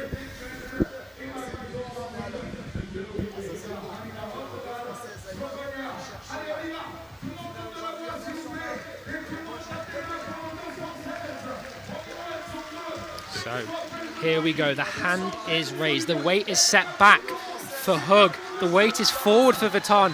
The weight is back for Hocheva. Who has got the right style? We'll soon see. Who gets away first? Who gets to the blocks first? Now, here we go. Hug has got an excellent start there, squeezing Setchel on her right shoulder, but the battle between those two in those off-blue boats has cost them the lead. Vuitton has managed to squeeze ahead. Setchel's parked it up in the parking lot. Hopefully she pays her ticket. And here we go. Vuitton off under the roll beam, closely followed by the yellow bib of Hocheva. It's not all over though. The blue boat, the red bib of Angel Hug into contact. The thing is, it's left Nikita Setchel on the far side, a clear upstream. She's going to meet with the red bib of Hug on the way out, and it is all to play for. What are these two girls going to go for? Setchel has done exceptionally well to pull it out of the eddy, put it back in drive, and crack on. Angel Hug fast approaching. Is she going to attack her? No, this gives Hug a contact with Vuitton. It gives Setchel a free up. Has Setchel deliver? She has. She's taken the exit. Angel Hug, where has she ended up? Her and Vuitton fighting in the upright. And it could be Hocheva. It could be Hocheva. No, Vuitton has swept around the corner, squeezed her teammate out of the upright, and she is powering towards the end. I'm seeing a fault show for Angel Hug. Hocheva pipped at the line. Wow, now that was drama.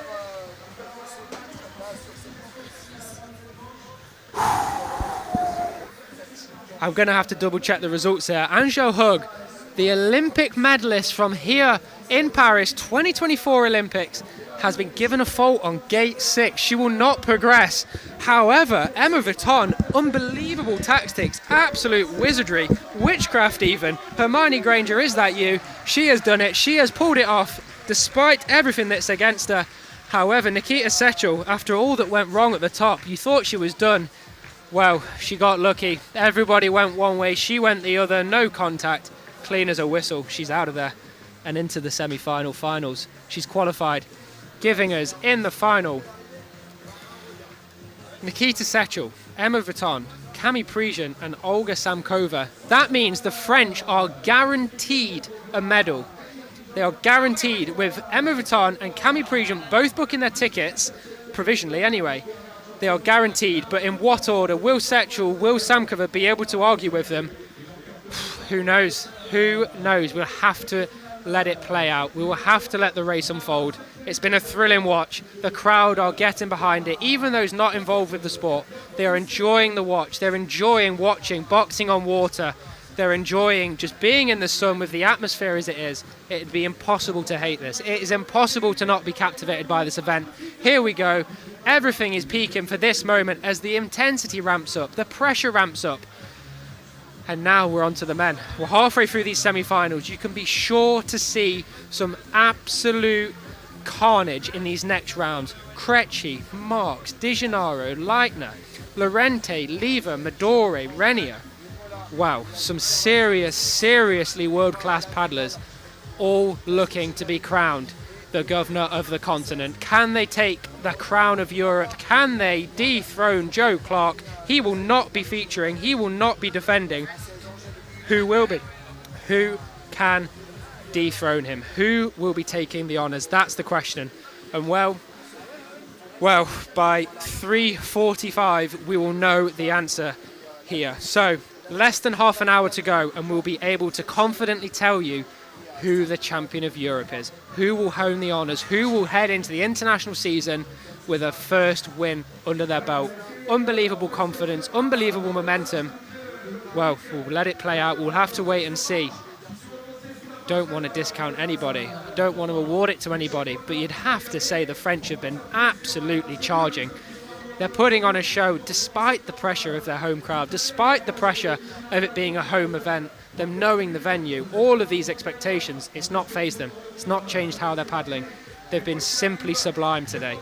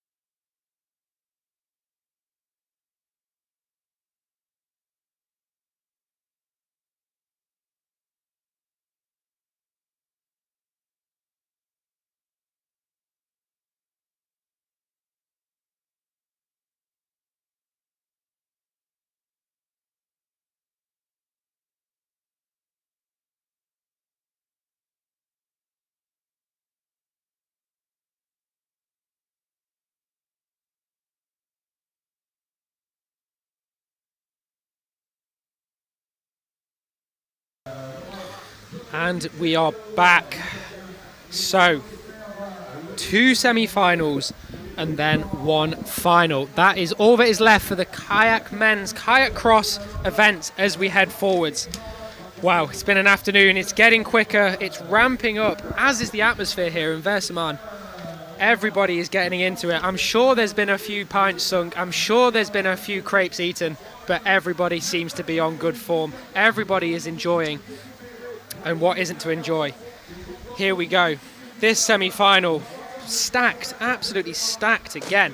We have Dimitri Marks, Jakub Krejci, De Gennaro and Leitner all lining up. There's 8 chances, 8 athletes, all of whom could win this Europeans. In about 2 minutes, there will only be 6. In about 6 minutes, there will only be 4. Who will they be? What have they got? Here we go. These men are not strangers to medals in any category, slalom, kayak, cross.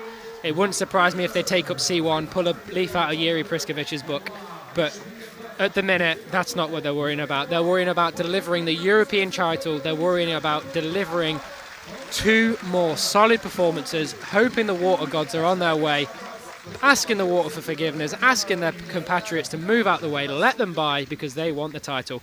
Here we go. We're locked and loaded.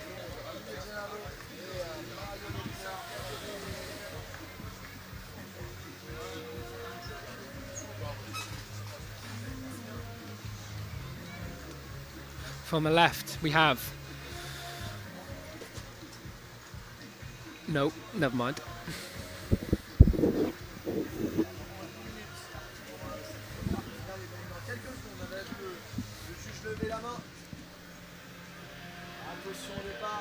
Marks, Krejci, Leitner, De Gennaro. And away we go. Oh, Marks is absolutely skidded there. He's pulled the handbrake and dropped the nose. That is not what you want on your dinner. Here we go. He's now arguably just missed gate 1. Dimitri Marks may have gone to the wrong side of gate 1, allowing Jakub Krejci to storm his way forwards. He's kick-flipped off the roll effectively, flying down at the first upstream, giving a free run to Mario Leitner. Thank you, Leitner. Thank you. Good night. Send that to your friends. And he's gone. Krejci, Leitner, green bib of Marks, blue bib of De Gennaro. Now, these two, how much do they want it? Do they want to win? Do they want to qualify first and second, second and first? How do they want it?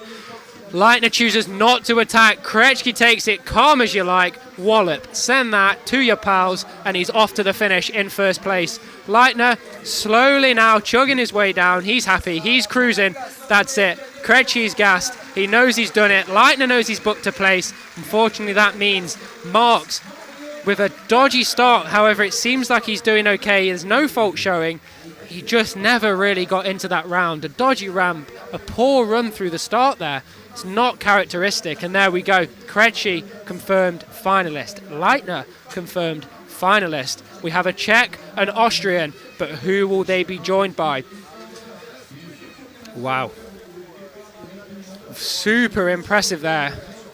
Mario Leitner, he had no time to sweep on gate 2 on that upright, and he delivered it. He pulled it off, clean as a whistle, no hesitation. Absolutely clinical from the Austrian there. Phenomenal. And that's it, the bibs are off. The next time we will see Jakob, Mario, they will be on the start line of the final. They will be ready to take a medal, they will be ready to take the title. The throne will be theirs for another year, but it is not guaranteed. They have to race for it. What I will say is that the two of them have been looking unbelievably confident, unbelievably composed. Can they do it in a final? The French crowd, the French athletes are up. They're all cheering for Medore and Renier. They're stood on the ramp, getting the crowd going, up on their feet. They're waving their arms around, and they just now decide to settle into their boats on the start ramp in their respective positions. So, we have Sam Lever on the far left. He has been unbelievably strong this round. I actually don't believe he's been beaten today. Mathieu Medore, he's been solid. Lorente, another solid bloke. And Renier has shown his quality. He had to fight from the very start of the heat, pulling out a move, and then in the quarters again, pulling out some absolute filth on one of the ups, and then another up just to book his place to get to this position. He's not had it easy. He's had to fight tooth and nail. Let's see if he can get a bit of a let-off. Will he get an easy round? I think not. These boys will not concede. There will be no quarter. They will not give any ground. But they have to race for it. They have to be in contact. They have to be sensible. What have we got, boys? What have we got? Paddles are forwards. Seating in their order. Lever, Medore, Lorente, Renier. The French are on fire. Will the French have a boat in the final? That is not guaranteed yet. Will they have two? Will they have one? Will they have none? Who knows? Sam Lever has delivered at a similar level in the World Cup to make a final.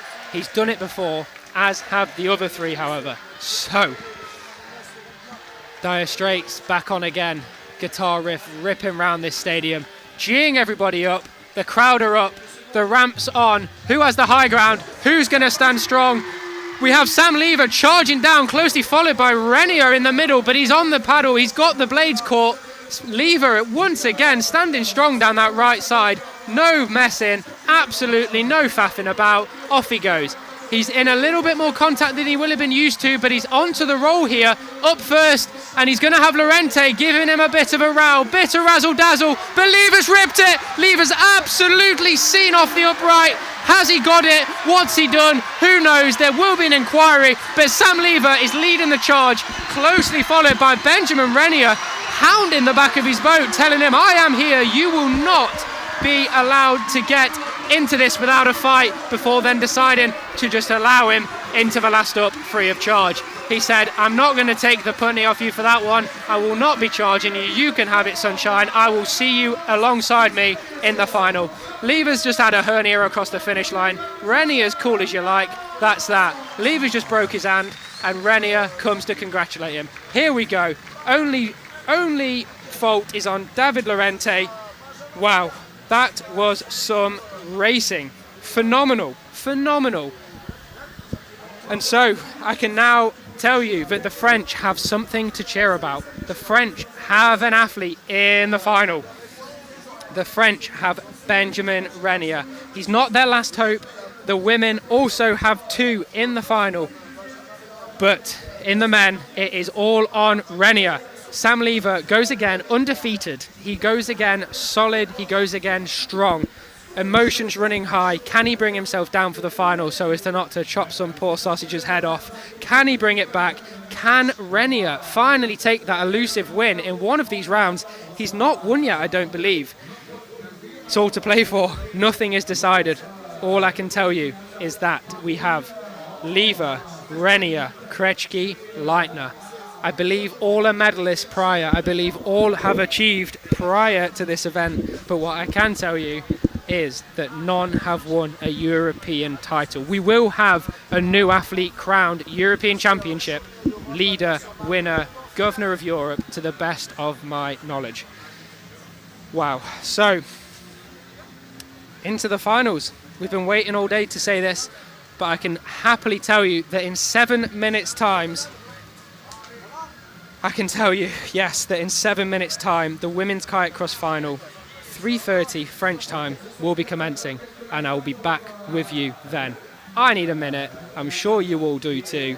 This is where it's made. This is where the money is earned. This is where people make their name. In the finals, if you can't hack it, you shouldn't be here. They obviously put a claim to fame. Well, can they see it up?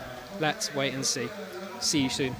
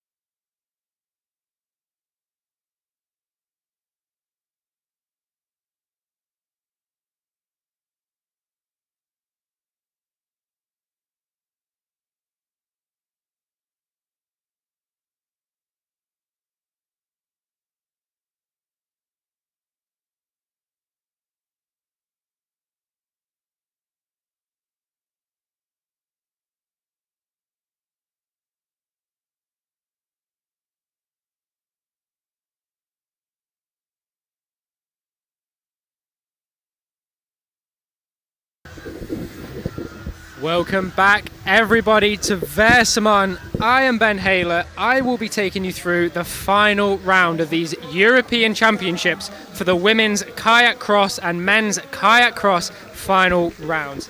It has been an absolute day of world-class performances, and unfortunately, we have only got 2 more rounds left. The commentator talking to the crowd is absolutely riling them up. They cannot wait to get going. They cannot wait to see these French athletes in this final. Parisian, Vuitton, Sechel, Samkova, stacked, all of whom will have medalled at some point in some discipline. Camille Parisian here at the Olympics in 2024. Nikita Sechel, she got a bronze. Can she better it? Can she better a bronze medal from Tarsen in Paris? And Emma Vuitton, she finaled yesterday in slalom. She finaled at pretty much every World Cup last year, and she is a phenomenal talent. She's one of the younger French athletes. Can she knock off the older French athlete, Camille Parisian? Will they battle? Will they work together? Who knows? Who knows? Will Olga Samkova get mixed in? She is the only Czech hope in the women's, joined by Jakub Krejci in the men's final. So, 8 athletes is all you're going to see more now. A quarter of them, no, more than that. 3 of the 8 are French. I haven't got the maths on hand for that one. Here we go. The music's dropped. They're announcing the athletes. You can see there. And away we go. Welcome to the women's kayak cross final round. We're absolutely steaming down here. Emma Vuitton getting hustled on that right side, but she's taken the short line. She's taken the fast water, but the red bib of Parisian, her own teammate, is steaming ahead of her here into the roll zone. Parisian, Vuitton, followed by Samkova, Sechel. What will the deal be? Can Camille Parisian take the up? Oh, that was close. Did she get it? I do not know. Currently, we've got a French 1-2 battled by Samkova. Can Sechel get past her? I don't know if she can. Samkova and Sechel battling it out all the way at the back of the pack as Camille Parisian showing her quality. Surely this is it for Camille. Surely she's got redemption. Oh, I don't know. Has Camille done it? She's steaming down to the finish, closely followed by Emma Vuitton. The 2 French, it's looking like they're going to take a 1-2. Wow, Coach Jonas on the side, absolutely loving it, but that's not it. That's not the fight. Who's at the back of the pack? Olga Samkova steaming towards the finish. Sechel had to take a double take. 2 looks and she's out. That was it. 4th. She's gone 1 worse than last year. She's gone 1 worse and allowed the Czech to take her. Wow, that was a final. So, where does that leave us? 2 French and a Czech on the podium, the Brit in 4th. Disappointment for the Brits, I'm sure. However, that's all pending faults. It looked pretty tasty. It looked pretty scrappy. What's the deal? They're all celebrating at the bottom. It looks to have gone official online. Yes, there we go. Excellent scenes at the bottom there. Phenomenal for those athletes celebrating after maybe a day that they weren't hoping for yesterday, maybe a day that they wanted more. Well, today they've got it. They've got more. They have both taken medals in the kayak cross, and what a way to start the year. What a way to kick off the international season. They couldn't have asked for much more. Très bon. Whew. That will conclude the women's kayak cross. So I can officially now tell you, Camille Parisian is the new Queen of Europe. She has dethroned Elena Marks. She has gone 1 better. She has taken silver and turned it into gold. Emma Vuitton has taken it into the silver place. She's gone, thank you very much, Camille. I'll swap you one. You can take the gold. I'll take the silver. And Olga Samkova, you can bring up the rear in the bronze. Hats off to the young Czech there, fighting it out tooth and nail with Sechel. That was not an easy round at all. Every single point there was fought for tooth and nail, and no quarter was given.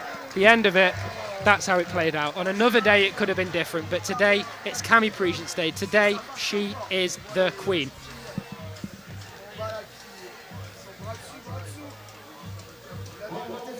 Wow, so 3:39, we have the men. 3:39, 6 minutes away.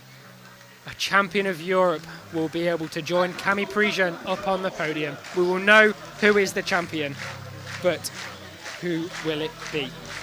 Jakub Kreczki, Sam Lever, Benjamin Renier, Mario Leitner. One of those will miss a medal. More importantly, one of those will win the European Championships. Who will it be? The question remains, the question is asked, and the challenge is set. Let's wait and see.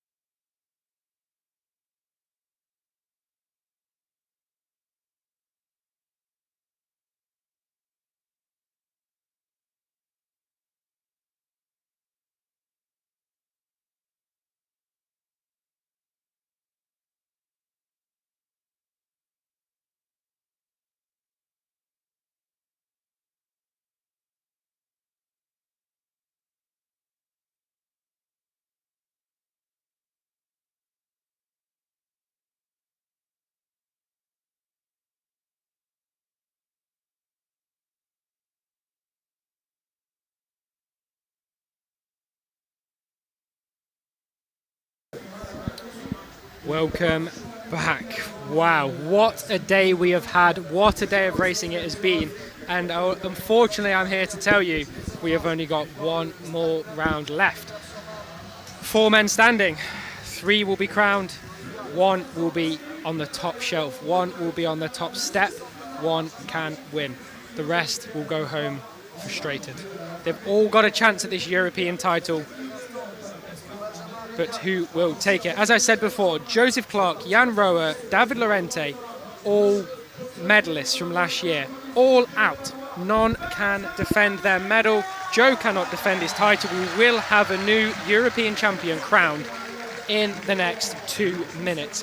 I've got on my watch 1 minute to go. It's 1 minute down. We will know 2 minutes time who is the champion of Europe.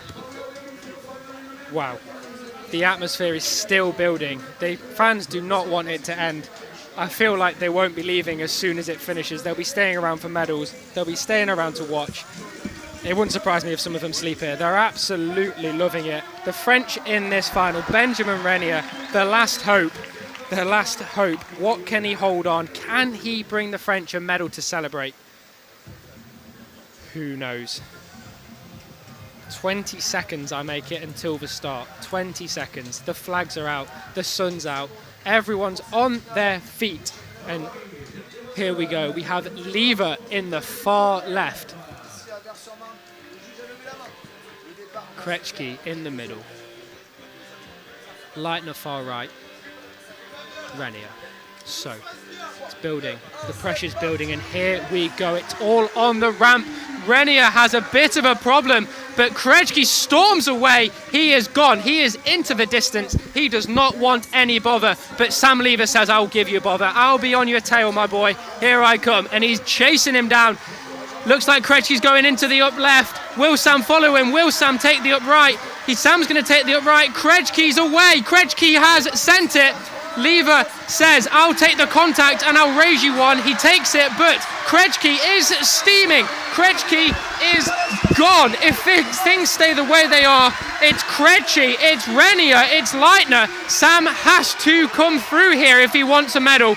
Can he retain? Can he push through? Krejci's got it. Krejci has sent it. Renier, the home favourite, has gone. Sam says, in Gandalf's words, you shall not pass, and pushes him in. He has pushed Leitner into the eddy, and he is chasing down. So we have Krejci, new European champion. Benjamin Renier, a French favourite, in second. Sam Lever in third. That is your men's kayak cross final podium. Wow. It all came down to the final upstream. It all came down. On the straight, it was Leitner. You blinked and you missed it. Out the other side, Sam put his foot down and said, you ain't having it, Chief.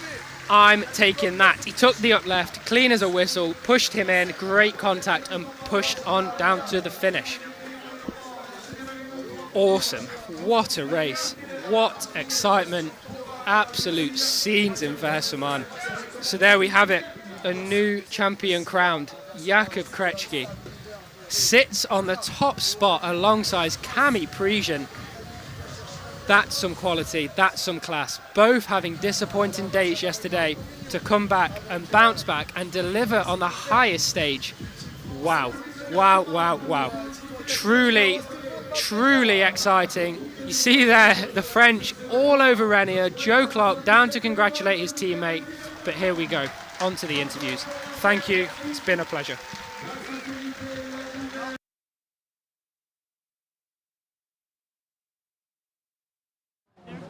Okay. Congratulations, Camille. Today is your day. First you won the individual kayak cross, now the elimination phase, and in front of your fans. How does it feel? It's so cool. I'm so happy. Like, I was really sad after yesterday missing the final in slalom. So it was a hard morning to get back into racing, but I managed to find some energy somehow. I was dancing a lot. There was good music, people cheering. So thank you everyone for pushing me. Which stage of today's race was the hardest for you? Oh, definitely this morning was really hard. When you're alone, it's just, it hurts. At least when we are fighting, it's a fun game. So I guess this morning was hard. Thank you very much. Now I will ask you.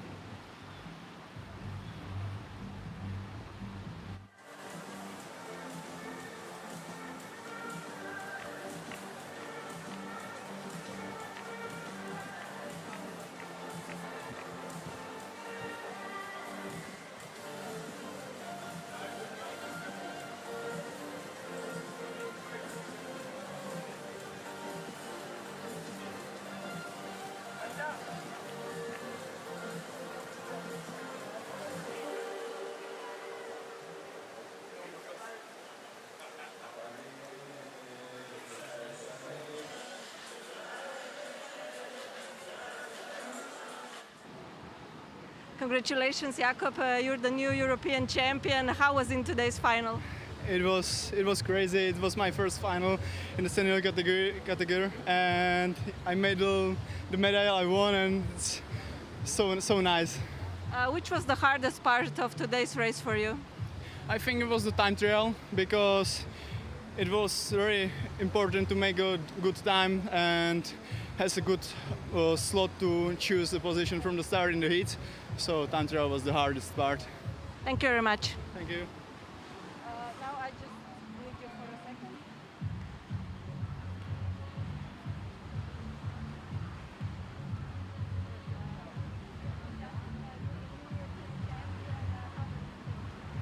It's crazy. I'm so grateful because it was my first final in the Kayak Cross and I could win, so it's nice. How was today's final? Was it difficult? Yeah, the atmosphere was crazy. The ground gets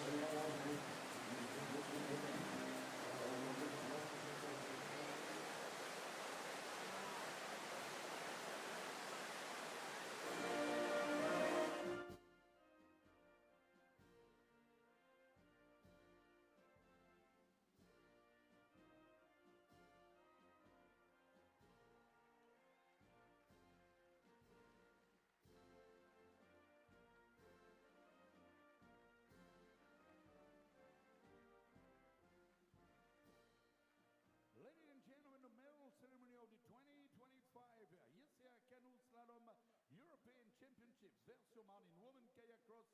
individual category will begin. Madame, mademoiselle, monsieur, la cérémonie protocolaire des championnats d'Europe ECA 2025 de canoë kayak slalom à Vaires-sur-Marne, catégorie kayak cross dames individuelle, va commencer. The medals will be presented by. Les médailles seront remises par M. Babak Amir Tamaseb, vice-président de la FFCK.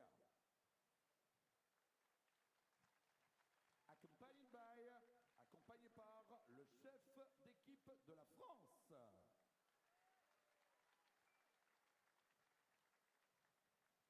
Médaille de bronze. Bronze medalist. Representing Great Britain, Kimberly Woods.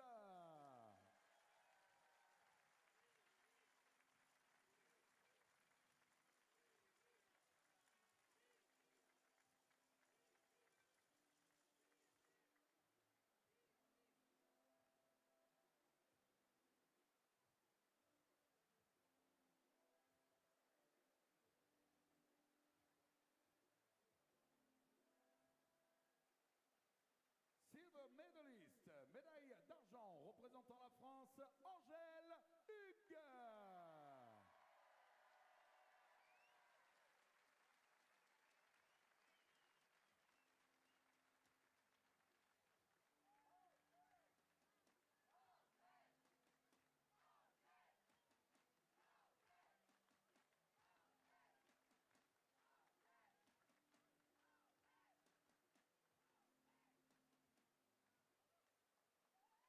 Gold medalist and 2025 European champion representing France.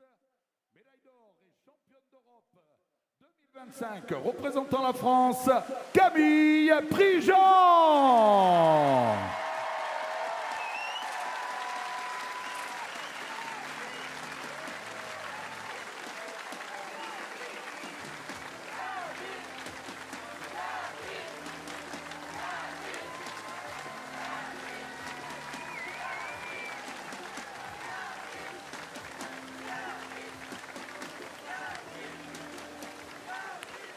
Ladies and gentlemen, please rise for the national anthem of Madame, mademoiselle, monsieur, veuillez vous lever pour l'hymne national de la France.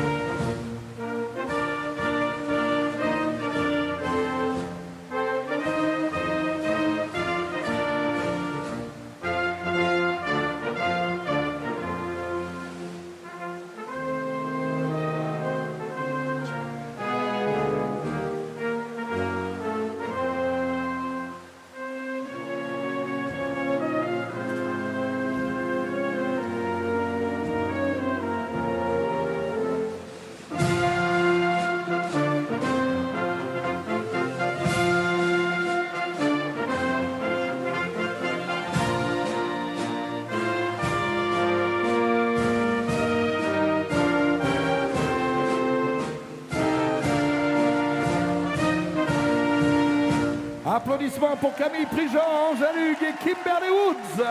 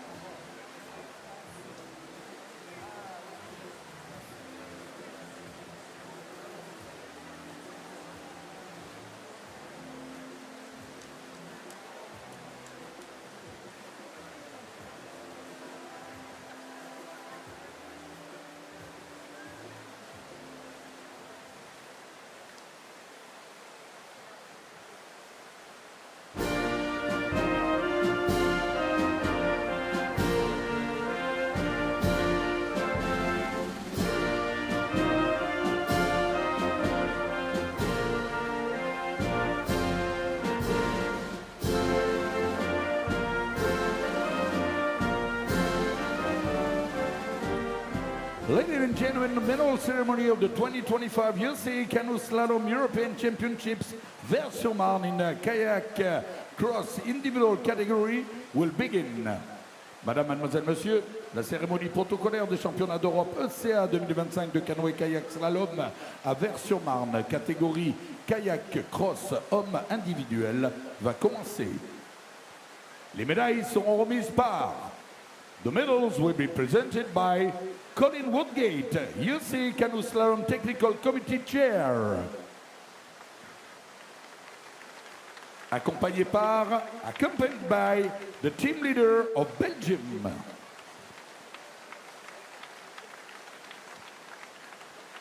Bronze medalist. Médaille de bronze, représentant la France, Benjamin Régnat.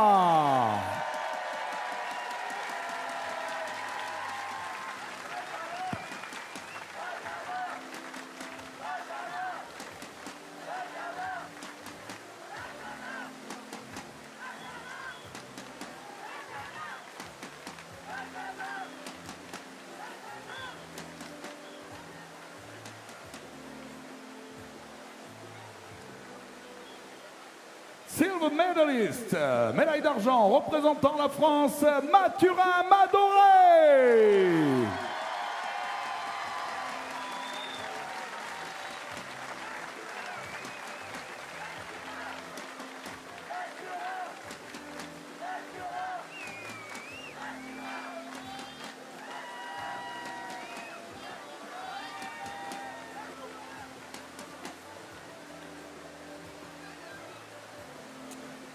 Médaille d'or et champion d'Europe 2025, gold medalist and 2025 European champion representing Belgium, Gabriel de Coster.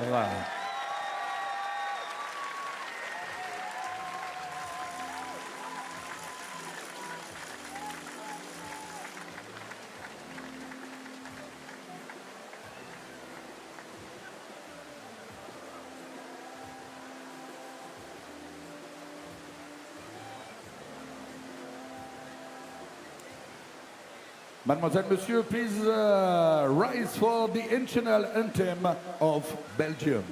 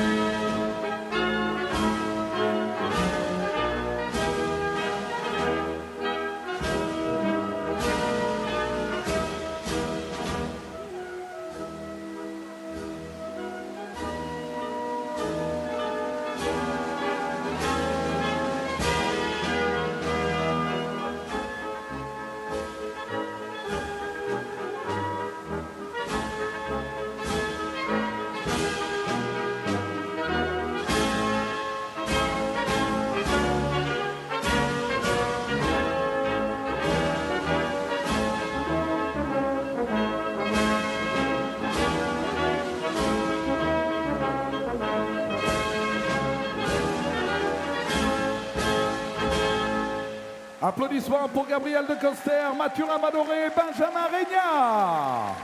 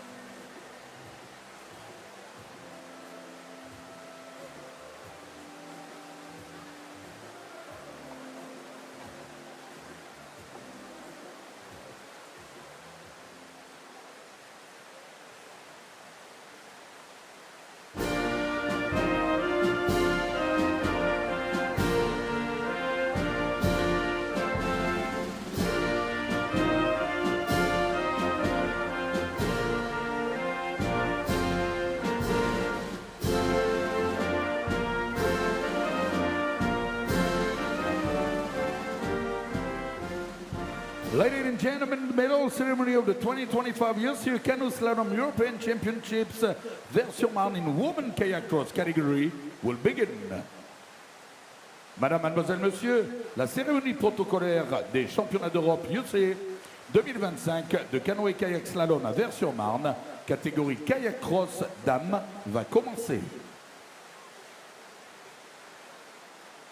Les médailles seront remises par The medals will be presented by Angela Pascoa dos Santos, Regional Councillor and Deputy Mayor of Shell. Accompagné par le chef d'équipe de l'équipe de France.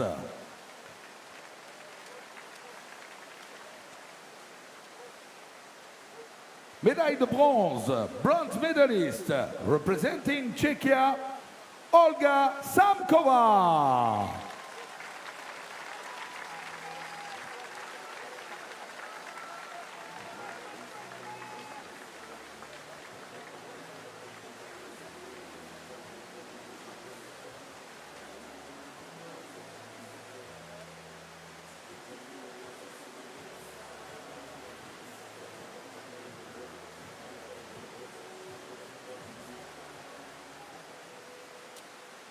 Silver medalist, médaille d'argent représentant la France, Emma Vuitton.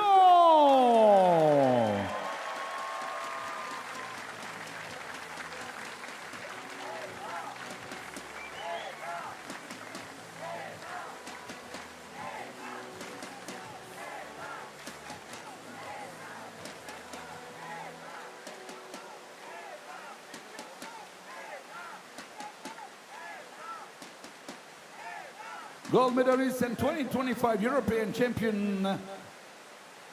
Médaille d'or et championne d'Europe 2025 représentant la France, Camille Prigent.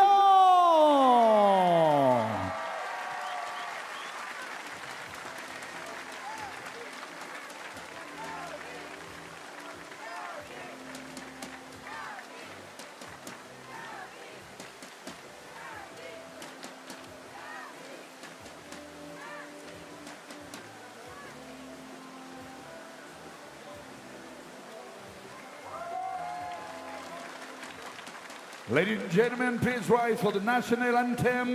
Madame, Mademoiselle, Monsieur, veuillez vous lever pour l'hymne national de la France.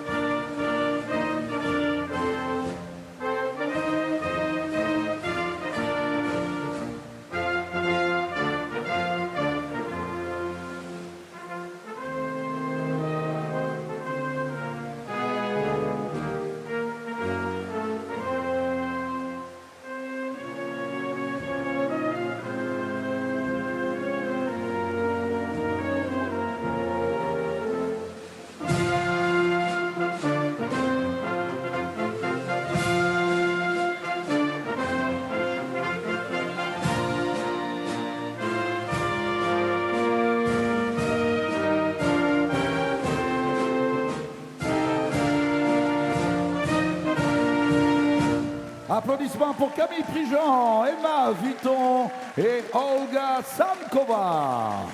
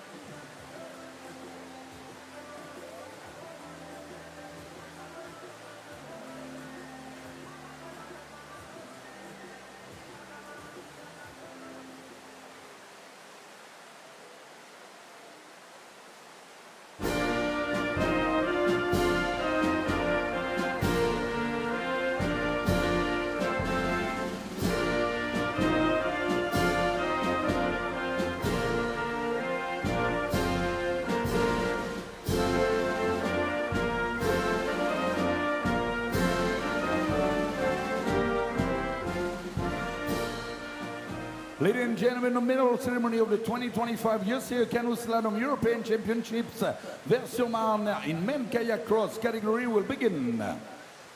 Madame, mademoiselle, monsieur, la cérémonie protocolaire des championnats d'Europe ECA 2025 de canoë kayak slalom à Vaires-sur-Marne, catégorie kayak cross homme, va commencer. The medals will be presented by. Les médailles seront remises par monsieur Jean Zungrana, président de l'Association européenne de canoë. Accompanied by the team leader of Czechia.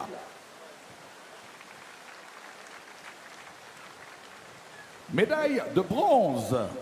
Bronze medalist representing Great Britain, Sam Lever.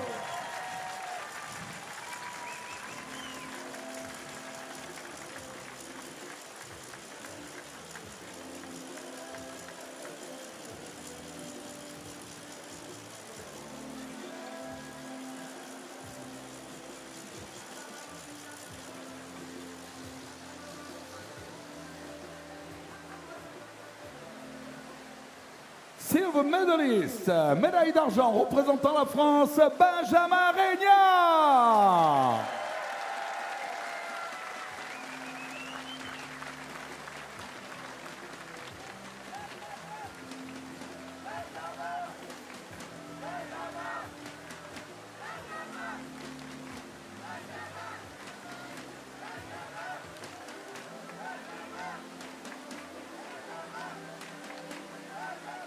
Médaille d'or et champion d'Europe 2025, gold medalist and 2025 European champion representing Czechia, Jakub Krejci.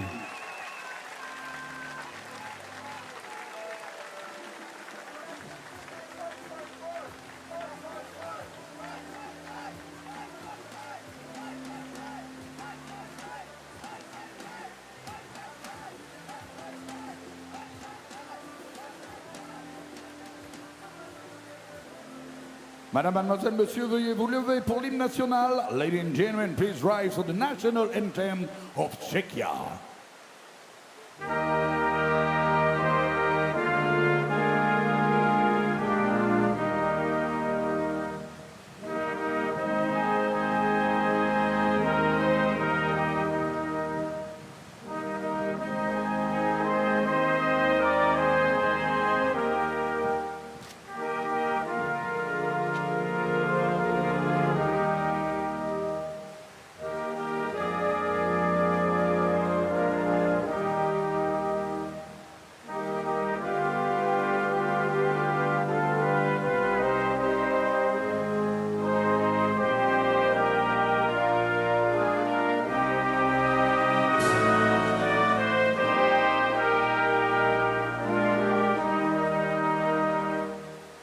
Applaudissements pour Jakub Krejci, Benjamin Régnat et Sam Lever.